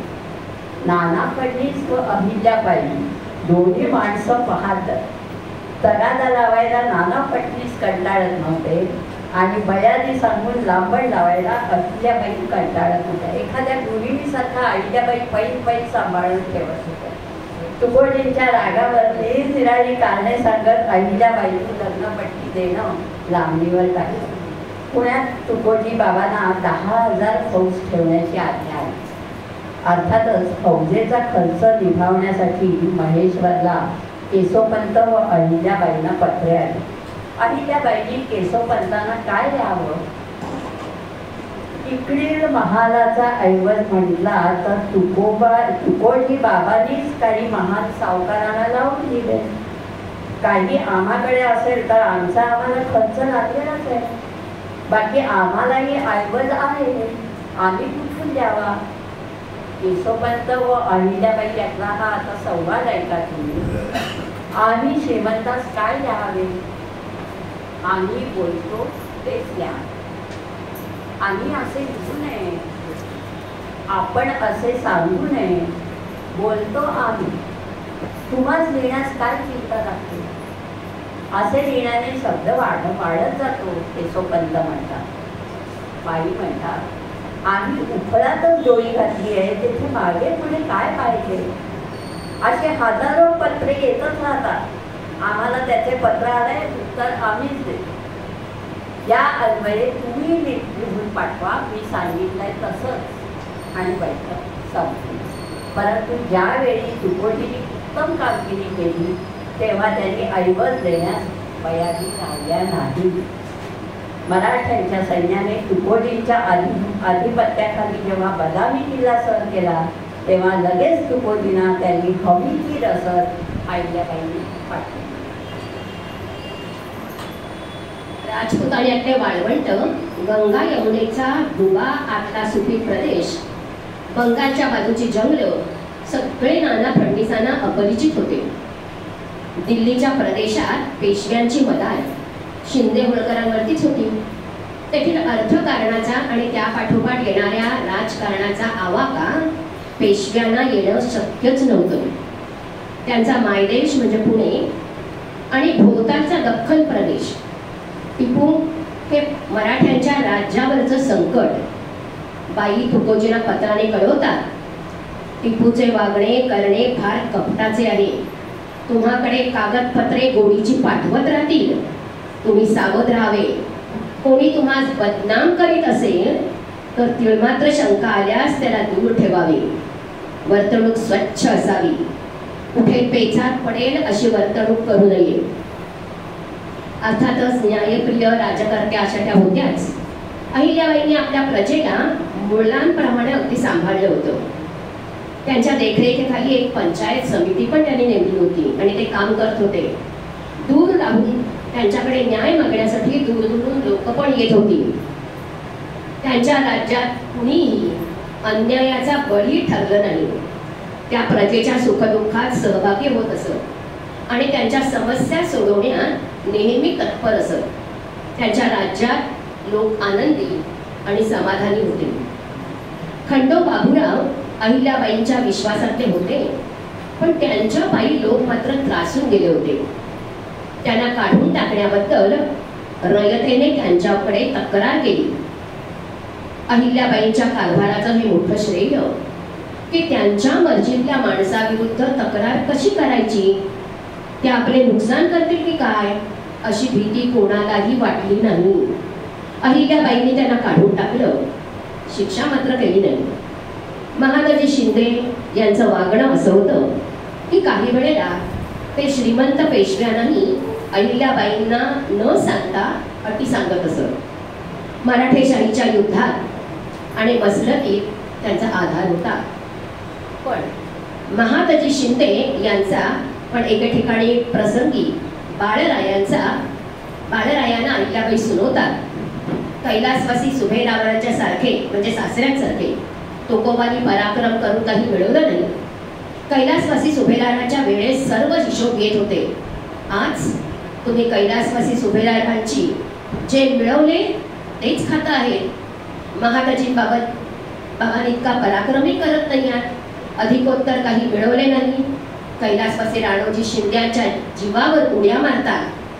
तुम्हाला वाटत असेल की बाई चहू बाजूंकडून उपद्रव केल्यास बाई काय करू शकेल. परंतु तुम्हासही हे कळलेले असू द्या की मी सुभेदारांची पत्नी, मी सुभेदारांची सून आहे. केवळ तुकोजी बाबाच दौलतीचे धनी आणि मी कशात नाही असे समजू नका. त्यांनी निमक हरामीचे फंद आम्हासही केल्यास पुढे सुखरूप दौलत करू म्हणतील तर त्या गोष्टी दुरापास्त आहेत. आजकाल महादजी बाबांचं दम तुकोजी बाबा फार खातात. महादजी बाबांच्या चित्तात फार फंद असले तरी उभयतानाही फौजे सुद्धा मजवर चालून यावे. सुभेदारांचे पुण्य प्रतापे येथेही कोणी मागण्या भरलेला नाही. श्री मार्तंड समर्थ आहे. जे ईश्वर घडवील ते खरे. अहिल्याबाई सगळे एका दमात बोलून गेल्या खरं आणि सगळे स्तंभित झाले. इंग्रज सर्वदूर हातपाय पसरत होते आणि 1780 साली अखेरीस अहिल्याबाईंचे मराठा राज्यातील स्थान इतके वरचे होते की दिल्लीचे बादशाह त्यांना पराक्रमी महादजी इतकेच मानत होते. पत्र लिहून फौज मागित होते. परंतु अहिल्याबाईंनी कोणालाही न सांगता सवरता दिल्लीच्या बादशाहची थेट संपर्क केला नाही. इतकेच काय, पण एके ठिकाणी त्यांनी परक्या शिखांनाही लिहिलेले पत्र उपलब्ध आहे. ते असे, तुम्ही मातबर मसलत लिहून पाठवली. तुकोजी बाबा आणि महादजी शिंदे यांना लिहिले पाहिजे. मसलत भारी आहे, त्याचा निर्णय श्रीमंत करतीलच. सर्वांनी मिळून विचार करून एक काहीतरी विचार झाल्यावर मग आम्ही तुम्हाला कळवू. त्यासाठी आम्हाला 4 महिने लागतील. बाद बरसाती लिहून कळवू. त्यांना जाणवत होतं आपापले कलह मिटवून हे सर्व राजे रजवाडे सरदार एकत्र आले नाही तर इंग्रजांना पूर्ण कब्जा करायला वेळ लागणार नाहीये. उत्तम राजकारण करणाऱ्या अहिल्याबाई केवळ धर्मभोळेपणाने संकल्प करीत नव्हत्या. ब्रिटिश चोहोबाजूनी पसरू लागले होते. दिल्लीची बादशाही खिळखिळ झाली होती. पेशवाईचा जोर ओसरला होता. मराठ्यांच्या आपापसातल्या तंट्यामुळे मराठी शाहीचे जहाज हेलकावे खाऊ लागले होते. अशा वेळी स्वसमाजाचे अस्तित्व टिकवण्यासाठी मूलभूत कार्य उभे केले पाहिजे, तरच आपला निभाव लागू शकतो. हे समजण्याची बुद्धी आणि कार्य उभे करण्याची कर्तृत्व शक्ती त्यांच्या ठिकाणी होती. देवळांचे जीर्णोद्धार, धर्मशाळा, अन्नछत्रे यांना मदत करून त्या स्वसमाजाच्या सत्प्रवृत्तीला आव्हान करत त्यांना जगण्यासाठी आधार देत होत्या. कथा कीर्तनातून आपली परंपरा जागवत सत्प्रवृत्तीला आव्हान करत होत्या. संस्कृतीची केंद्रे ठायी ठायी उभी करून स्वसमाजाच्या अस्मितेला साथ घालत होत्या. अहिल्याबाईंनी उत्तम शिल्पकार, उत्तम मूर्तिकार शोधून मंदिरे बांधली. नद्यांच्या घाटावर गरीब जनता आजही धवणी भांडी करीत विसावते. हिमालयाच्या कुशी अहिल्याबाईंनी खोदलेल्या कृष्ण पाण्याच्या कुंडांचा आजही हजारो यात्रेकरूंना आधार आहे. भरतखंडाच्या 4ही दिशेला असलेल्या मंदिराचा जीर्णोद्धार केला. काशीला दशाश्वमेध व मौनकर्णिकेचा घाट असे कितीतरी घाट त्यांनी बांधले. गयेला 100 फूट उंचीचे सोन्याचे कळस असलेलं विष्णुपदाचं देऊळ, सोमनाथ येथील देवळाचा जीर्णोद्धार. मंदिराजवळ त्या नेहमी अन्नछत्र आणि पाणपोळ्या सुरू करत. उदाहरण झाले तर जांभेच्या घाटात त्यांनी मोठं तळं खोदून वैशाखाच्या तोंडावर घाटात पिण्याच्या पाण्याची सोय केली. त्यांच्या मनात होतं गंगाधरी ऋषिकेश येथे मंदिर हवं, बाजूला धर्मशाळा बांधायला हवी, दूर हिमालयाच्या उंच डोंगरावर अलकनंदेच्या काठावर देवप्रयाग तीर्थक्षेत्री यात्रेकरूंसाठी अन्नछत्र सुरू ठेवायला हवं. वृंदावनाला सुरू केलेल्या अन्नछत्राची देखभाल करायला कोणाला तरी पाठवायला हवं आपण. द्वारकेच्या पुजाऱ्याच्या उपजीविकेसाठी गाव नेमून द्यायचं होतं. पुणतांबे गावी गोदावरी चांगला घट बांधायचा होता. विद्यावंत ब्राह्मणांची कदर करायची. आपल्या जवळची धनसंपत्ती कशी व कुठे वापरायची याची निश्चित कल्पना त्यांच्याजवळ होती. आणि लोककल्याणाच्या या उपक्रमातून इंग्रजांविरुद्ध झुंजण्याची प्रतिशक्ती निर्माण करावी असा त्यांचा विचार होता. महादजींच्या कर्तृत्वाने शिंदे खूप पुढे गेले होते. ते फ्रेंच सेनानी डी बॉयडन यांच्याकडून कवायती फौजा तयार करून घेत होते व इंग्रजांबरोबर सामर्थ्याने झुंजत होते. ह्याबद्दल महाजी शिंद्यांबद्दल अहिल्याबाईंना एकीकडे कौतुकही वाटत होते. दक्षिणेत टिपूशी झुंज झाली तेव्हा या रणधुमाळी त्या प्रत्यक्ष नव्हत्या तरी सगळ्यांना त्या आधार वाटत. त्यांचा 24 जानेवारी 1787 सालच्या सूर्यग्रहणाला त्यांनी 1 लक्ष रुपये दान करण्याचा संकल्प केला. अहिल्याबाई ह्या सगळ्यांच्याच आधारस्तंभ होत्या. लढाई, दूध, मृत्यूचे तांडव, उपासमार हे जीवनचक्र जनतेला पाठ झालं. ते अटळ होतं म्हणून त्यांनी स्वीकारलंही होतं. पण या फंदात न पडता पोटाला अन्न, प्यायला पाणी देणाऱ्या, आनंदाने देवादिकांचे उत्सव करणाऱ्या अहिल्याबाईंविषयी अपार आदराची भावना भोवताली 4ही दिशांना भरतखंडात पसरत होती. नैतिकतेने वागणाऱ्या अहिल्याबाईंना अटीतटीचे प्रसंग खूप आले. 1783 साली राघोबा दादांच्या निधनाचे वृत्त कळले तेव्हा ते पत्र त्या लगेच उघड करत नाही. कारण गादीच्या लोभापायी घरातल्या माणसांची हत्या करणाऱ्या राघोबा दादांच्या निधनानंतर त्यांना रीतीप्रमाणे दुखवटा पाडायचा नव्हता. एक उदाहरण सांगायचे झाले तर महादजी शिंदे यांनी 18 ऑगस्ट 1780च्या दिवशी फौजेसाठी ऐवज मागितला नाही, कारण त्यांना माहिती होतं अहिल्याबाई देणार नाही. परंतु त्यांनी 10,000 पेंढारी व 1,000 स्वार मागितले. पुष्कळदा जे फौजेला जमत नसे ते पेंढारी करत. म्हणजे काय, पेंढारी दूध करून आणत आणि पैसा मिळेल.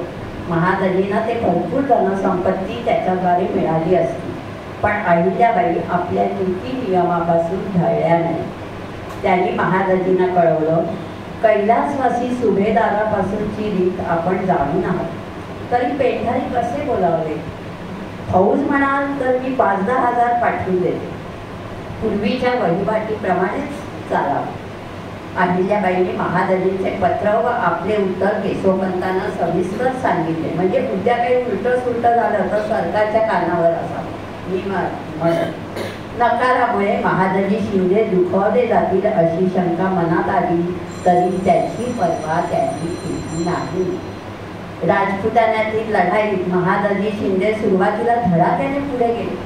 परंतु नंतर घनघोर पाऊस, शत्रूची चाल, इंग्रज, रांगडे पातशाह येत होती ती भीती त्यांच्या पायाखालची वाळू सरकू लागली. त्यांनी पुन्हा पेंढाऱ्यांची मागणी केली. नाही, पेंढारे हवेच. इकडे अहिल्याबाई अस्वस्थ झाल्या.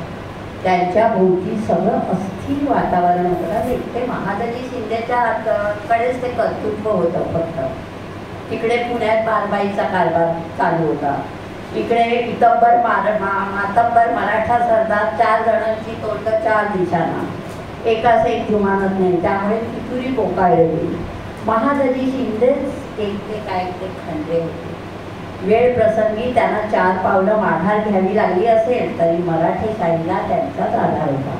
पण काळाचा फेरा असा की आज ते पेंढारी पाठवा म्हणू लागले होते.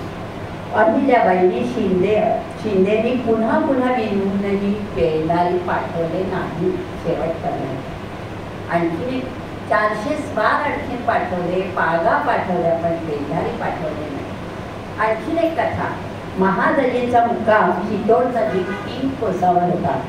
भीमसिंग किल्ला खाली करत नाही हे बघितल्यावर महादजी शिंद्यांनी निमखेड्याला फौज आणि गादडी यांना पाठवून त्यांच्या कारभाराची कबिले म्हणजे बाया माणसं ताब्यात घेतली.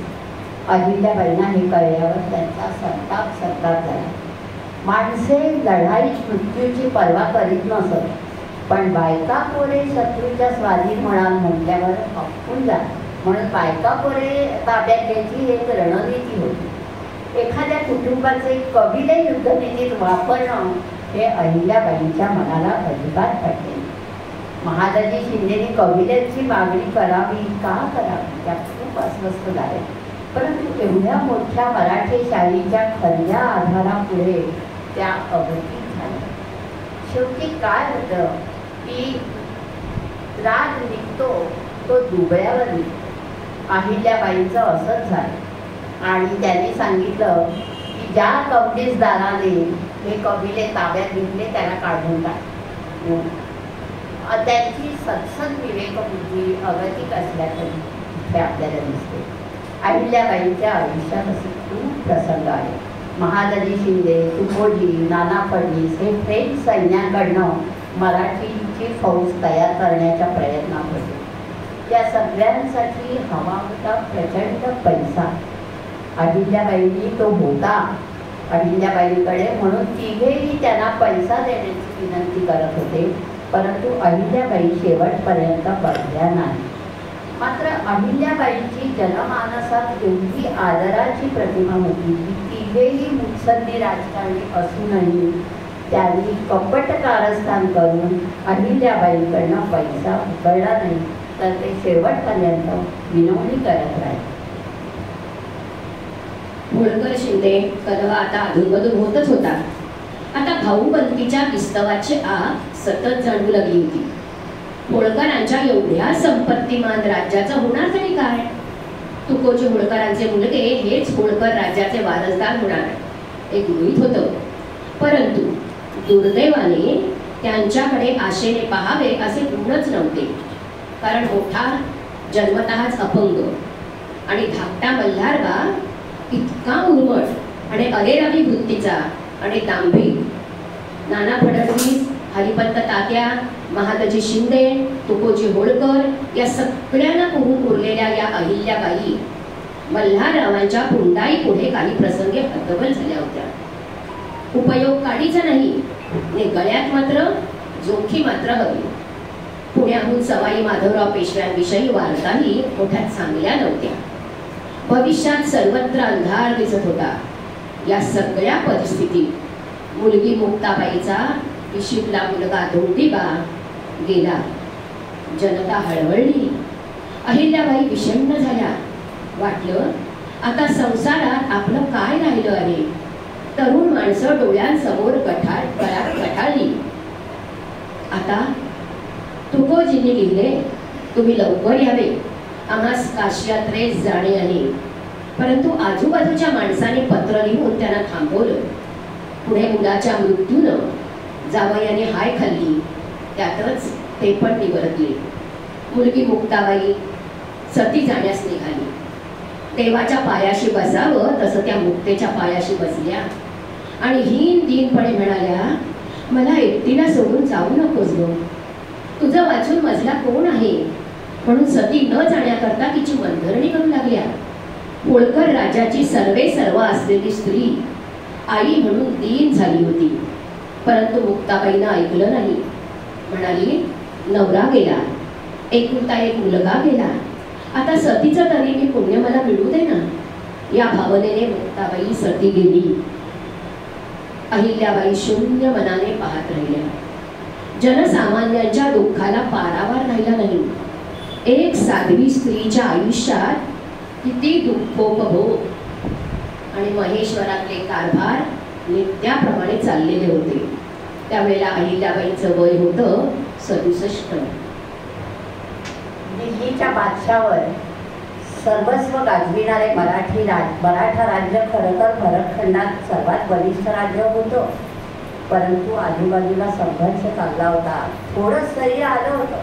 मराठेशाही एका बाजूला श्रीमंती दिसत होती, देवाधर्माच्या नावाने कीर्तने इकडे तिकडे सुरू होती, पण नाच गाणी आणि चैन बाजीलाही उतारा होता.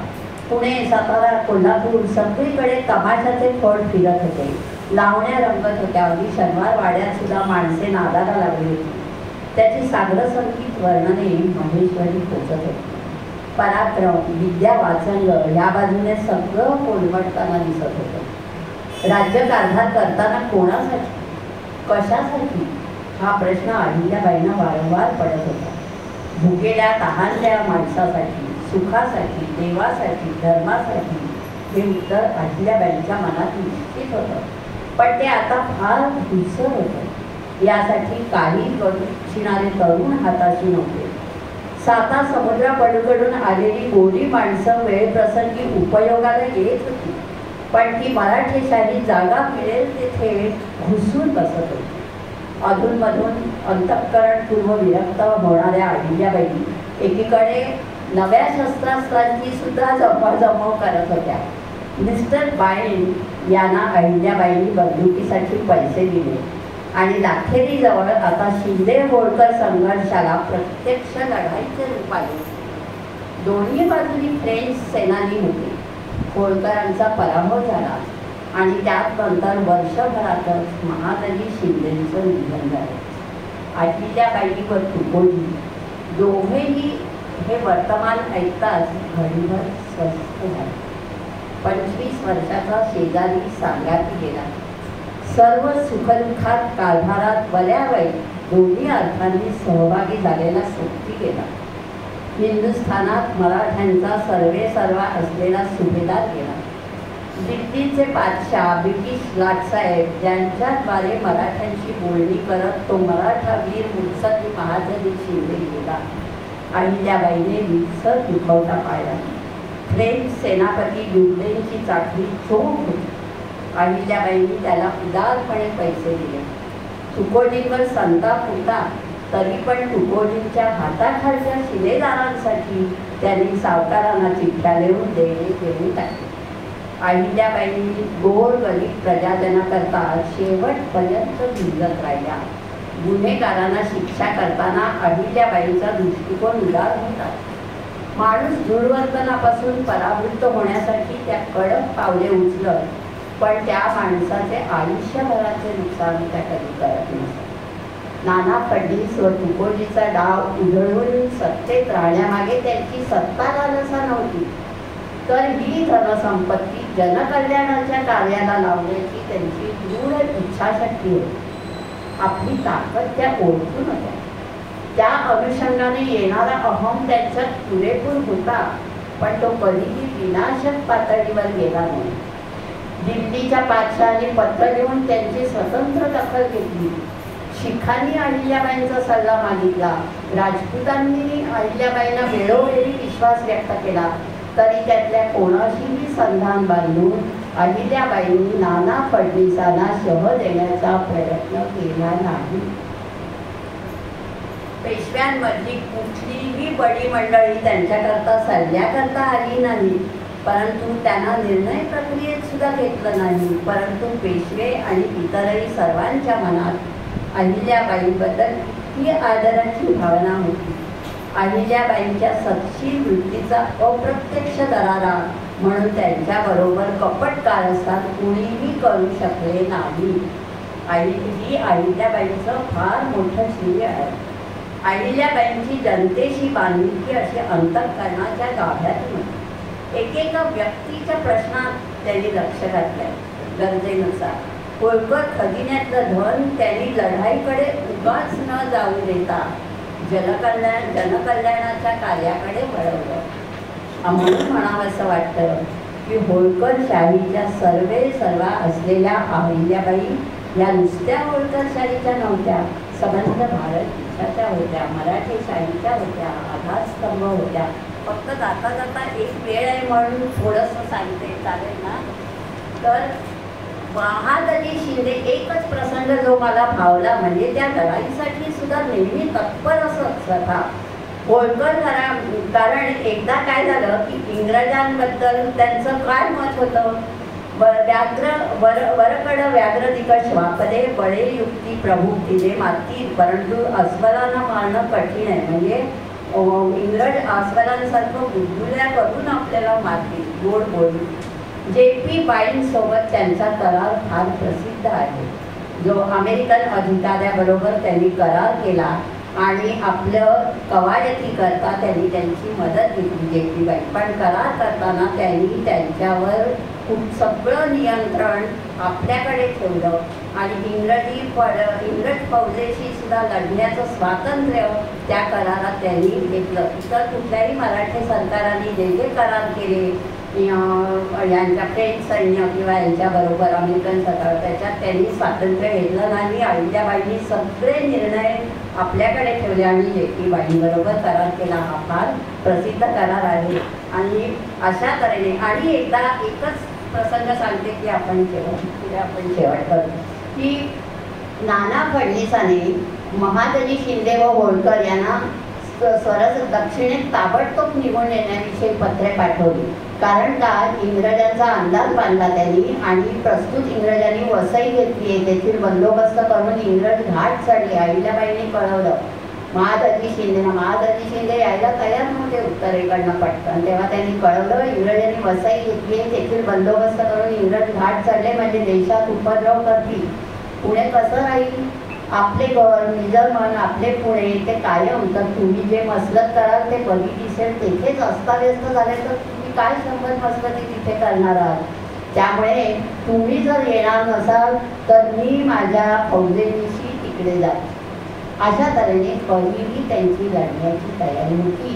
ते ऐकून महादजी शिंदे 20,000 फौजेनिशी बसईत आले आणि तो तव झाला सालबाईचा इंग्रजांबरोबर. आता अहिल्याबाईंचं जीवन म्हणजे वैयक्तिक दुःखानं भरलेलं होतं.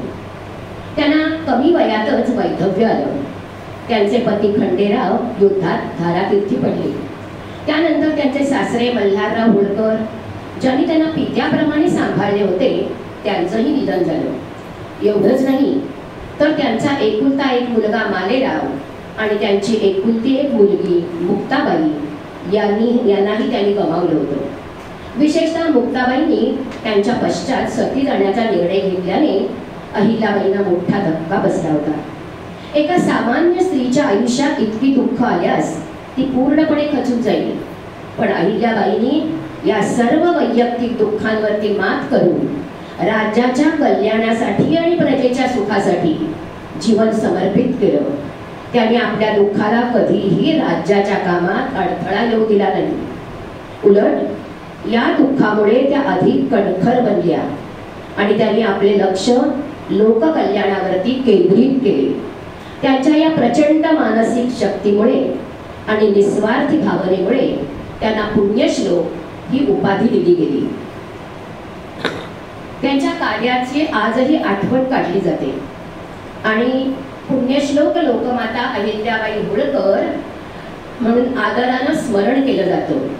त्यांचे जीवन आणि कार्य हे महिला सक्षमीकरण, सुशासन आणि लोककल्याणाचं एक उत्तम उदाहरण आहे. पुण्यश्लोक हा शब्द संस्कृत आहे. याचा अर्थ चांगल्या कृतीमुळे ज्यांचं नाव घेतले जाते ते पुण्यश्लोक. हा शब्द अशा व्यक्तींसाठी वापरला जातो ज्यांनी त्यांच्या आयुष्यात अत्यंत पुण्यवान, पवित्र आणि महान कार्य केले आहे, ज्यांच्या जीवनात प्रचंड यश प्राप्त झालं आहे. त्यांचे जीवन आणि कार्य इतके आदर्श होते की त्याचे स्मरण करणं म्हणजे गुणगान करणं हेच मुळी पुण्य मिळवण्यासारखे आहे.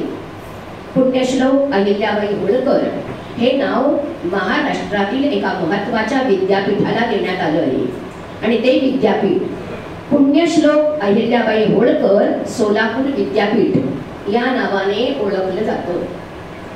आता मात्र त्यांची प्रकृती क्षीण झाली. कशातही हिशोब ठेवणे त्यांना करत होत्या त्या, पण त्याच वेळी सासरे मल्हारराव डोळ्यांसमोर येत होते. देणे देत होत्या स्नान, पूजा, उपवास चालू होते. मधूनच पैलतीरी गेलेल्या मुलीचे, नातवाचे स्मरण होईल. कधी पती-पुत्राचा चेहरा डोळ्यासमोर येत होतं. सती गेलेल्या सुना, नातसुना, लेकी डोळ्यासमोर तरळून जात होत्या. एका क्षणी माहेश्वराच्या वाड्यात लव्याजमासह येऊन भोजन करणारे महादजी शिंदेही त्यांना दिसत होते. आता नेत्र पैलतीराला लागले होते. तृप्ती, खंत, विषाद, विरक्ती, भावना आलटून पालटून दाटून येत होत्या. मृत्यू समीप आला होता हे त्या जाणून होत्या. अहिल्याबाईंनी गाईचं दान केलं. डोळ्यासमोर गंगा तीरावरच्या काशी विश्वेश्वर येत होता. भोवताली नामस्मरण चालू होतं. नामघोष ऐकत 13 ऑगस्ट 1795 रोजी वयाच्या 70व्या वर्षी श्रावण अमावास्येला अहिल्याबाई चिरनिद्रेत अधीन झाल्या.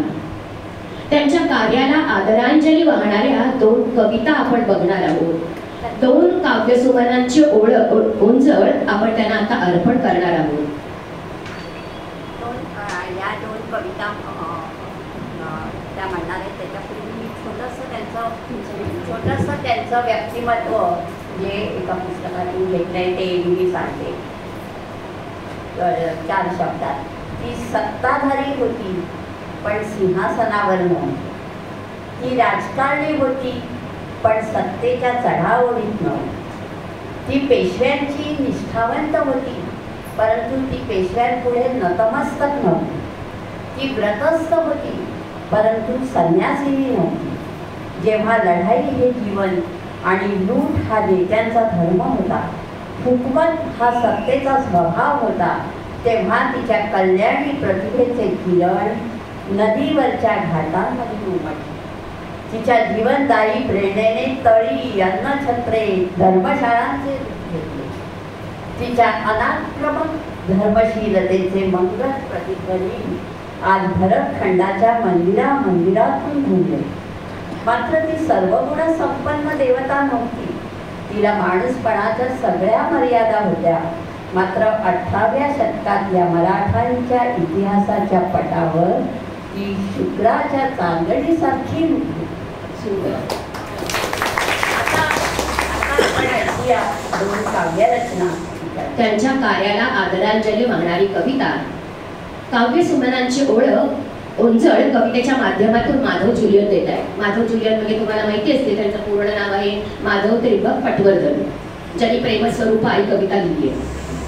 स्थळे शोधुनी निसर्ग सुंदर रम्य मंदिरे घाटकुडी. स्थळे शोधुनी निसर्ग सुंदर रम्य मंदिरे घाटकुडी. वा पडशाळा बांधून केले येते जाते लोकरुणी. पुनरुद्धारे नवी पाहता. पुनरुद्धारे नवी पाहता किती मंदिरे भग्न जुनी. धन्यवाद आसे तू हिमाचल मिळती कुणाला अजुनी. धन्यवाद आसे तू हिमाचल मिळती कुणाला अजुनी. अन्नछत्र ही विद्या भिक्षुक. अन्नछत्र ही विद्या भिक्षुक यात्रिक यास्तव करून सुरू. संस्कृती चिंतेतून सोडविले विद्याध्यापक धर्मगुरु. जिच्या व्यक्तिगत उत्पन्नातून वाहे दानाची सरिता.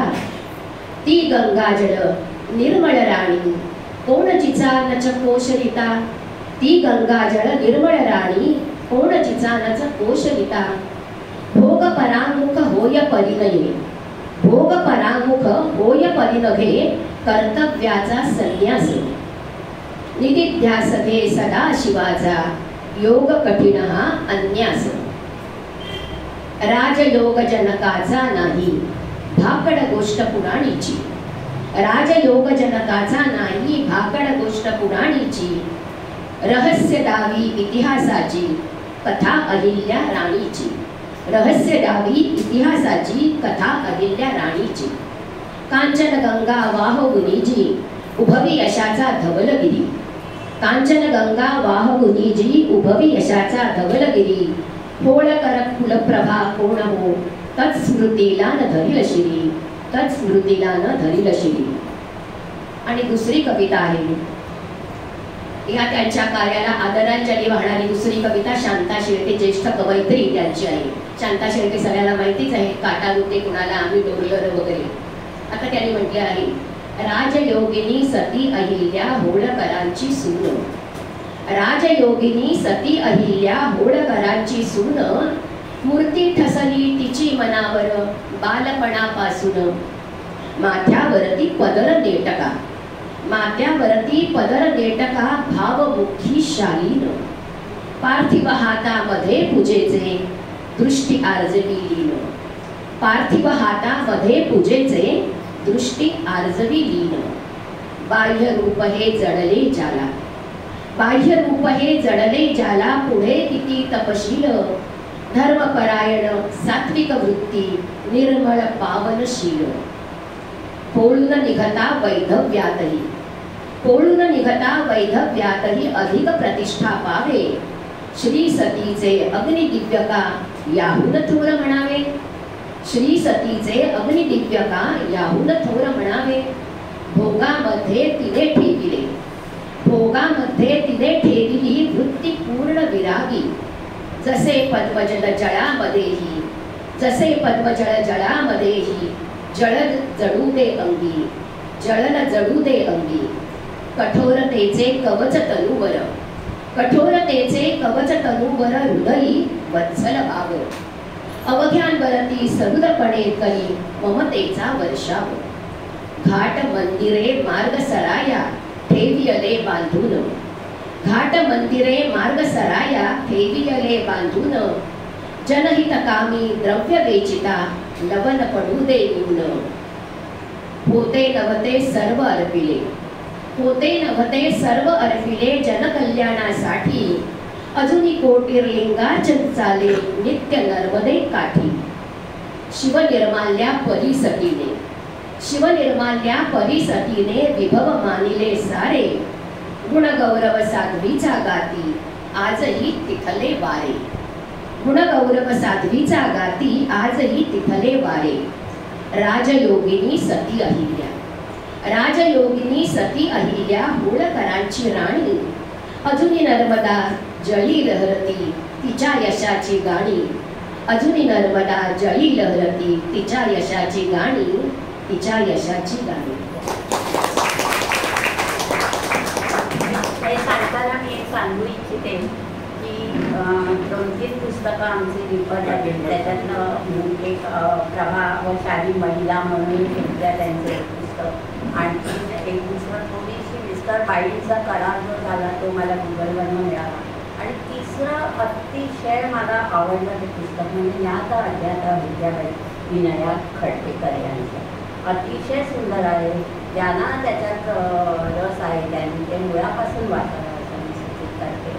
आणि मुख्य म्हणजे पुरोहितांमुळे मला अहिल्याबाई कळली, आणि मराठी शाळेतल्या स्त्रियांबद्दल मला अजूनही पुन्हा पुन्हा अजूनही मी संभ्रमित होते, अरे काय ह्या स्त्रिया आहेत, म्हणजे त्यांनी किती छोट्या आयुष्यात काय कमावलं आणि आपण काय करतोय.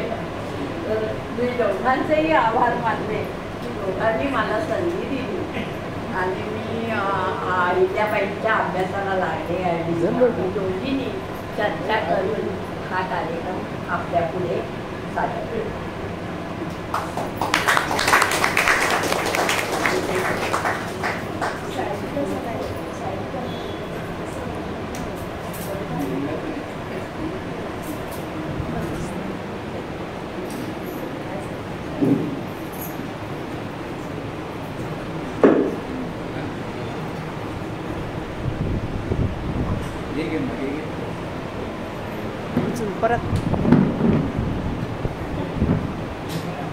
कार्यक्रम संपलेला आहे आता आपला, कारण कोणी उठतच नाहीये बघितलं तर, म्हणजे इतके ते मशगूल झालेले आहेत त्याच्यामध्ये की आता काय उठायचं, अजून काही सांगतायत की काय. तर कोणाला ह्याच्यावरती काही प्रश्न विचारायचे असतील किंवा कोणाला काही बोलायचं असेल तर तुम्ही बोलू शकता.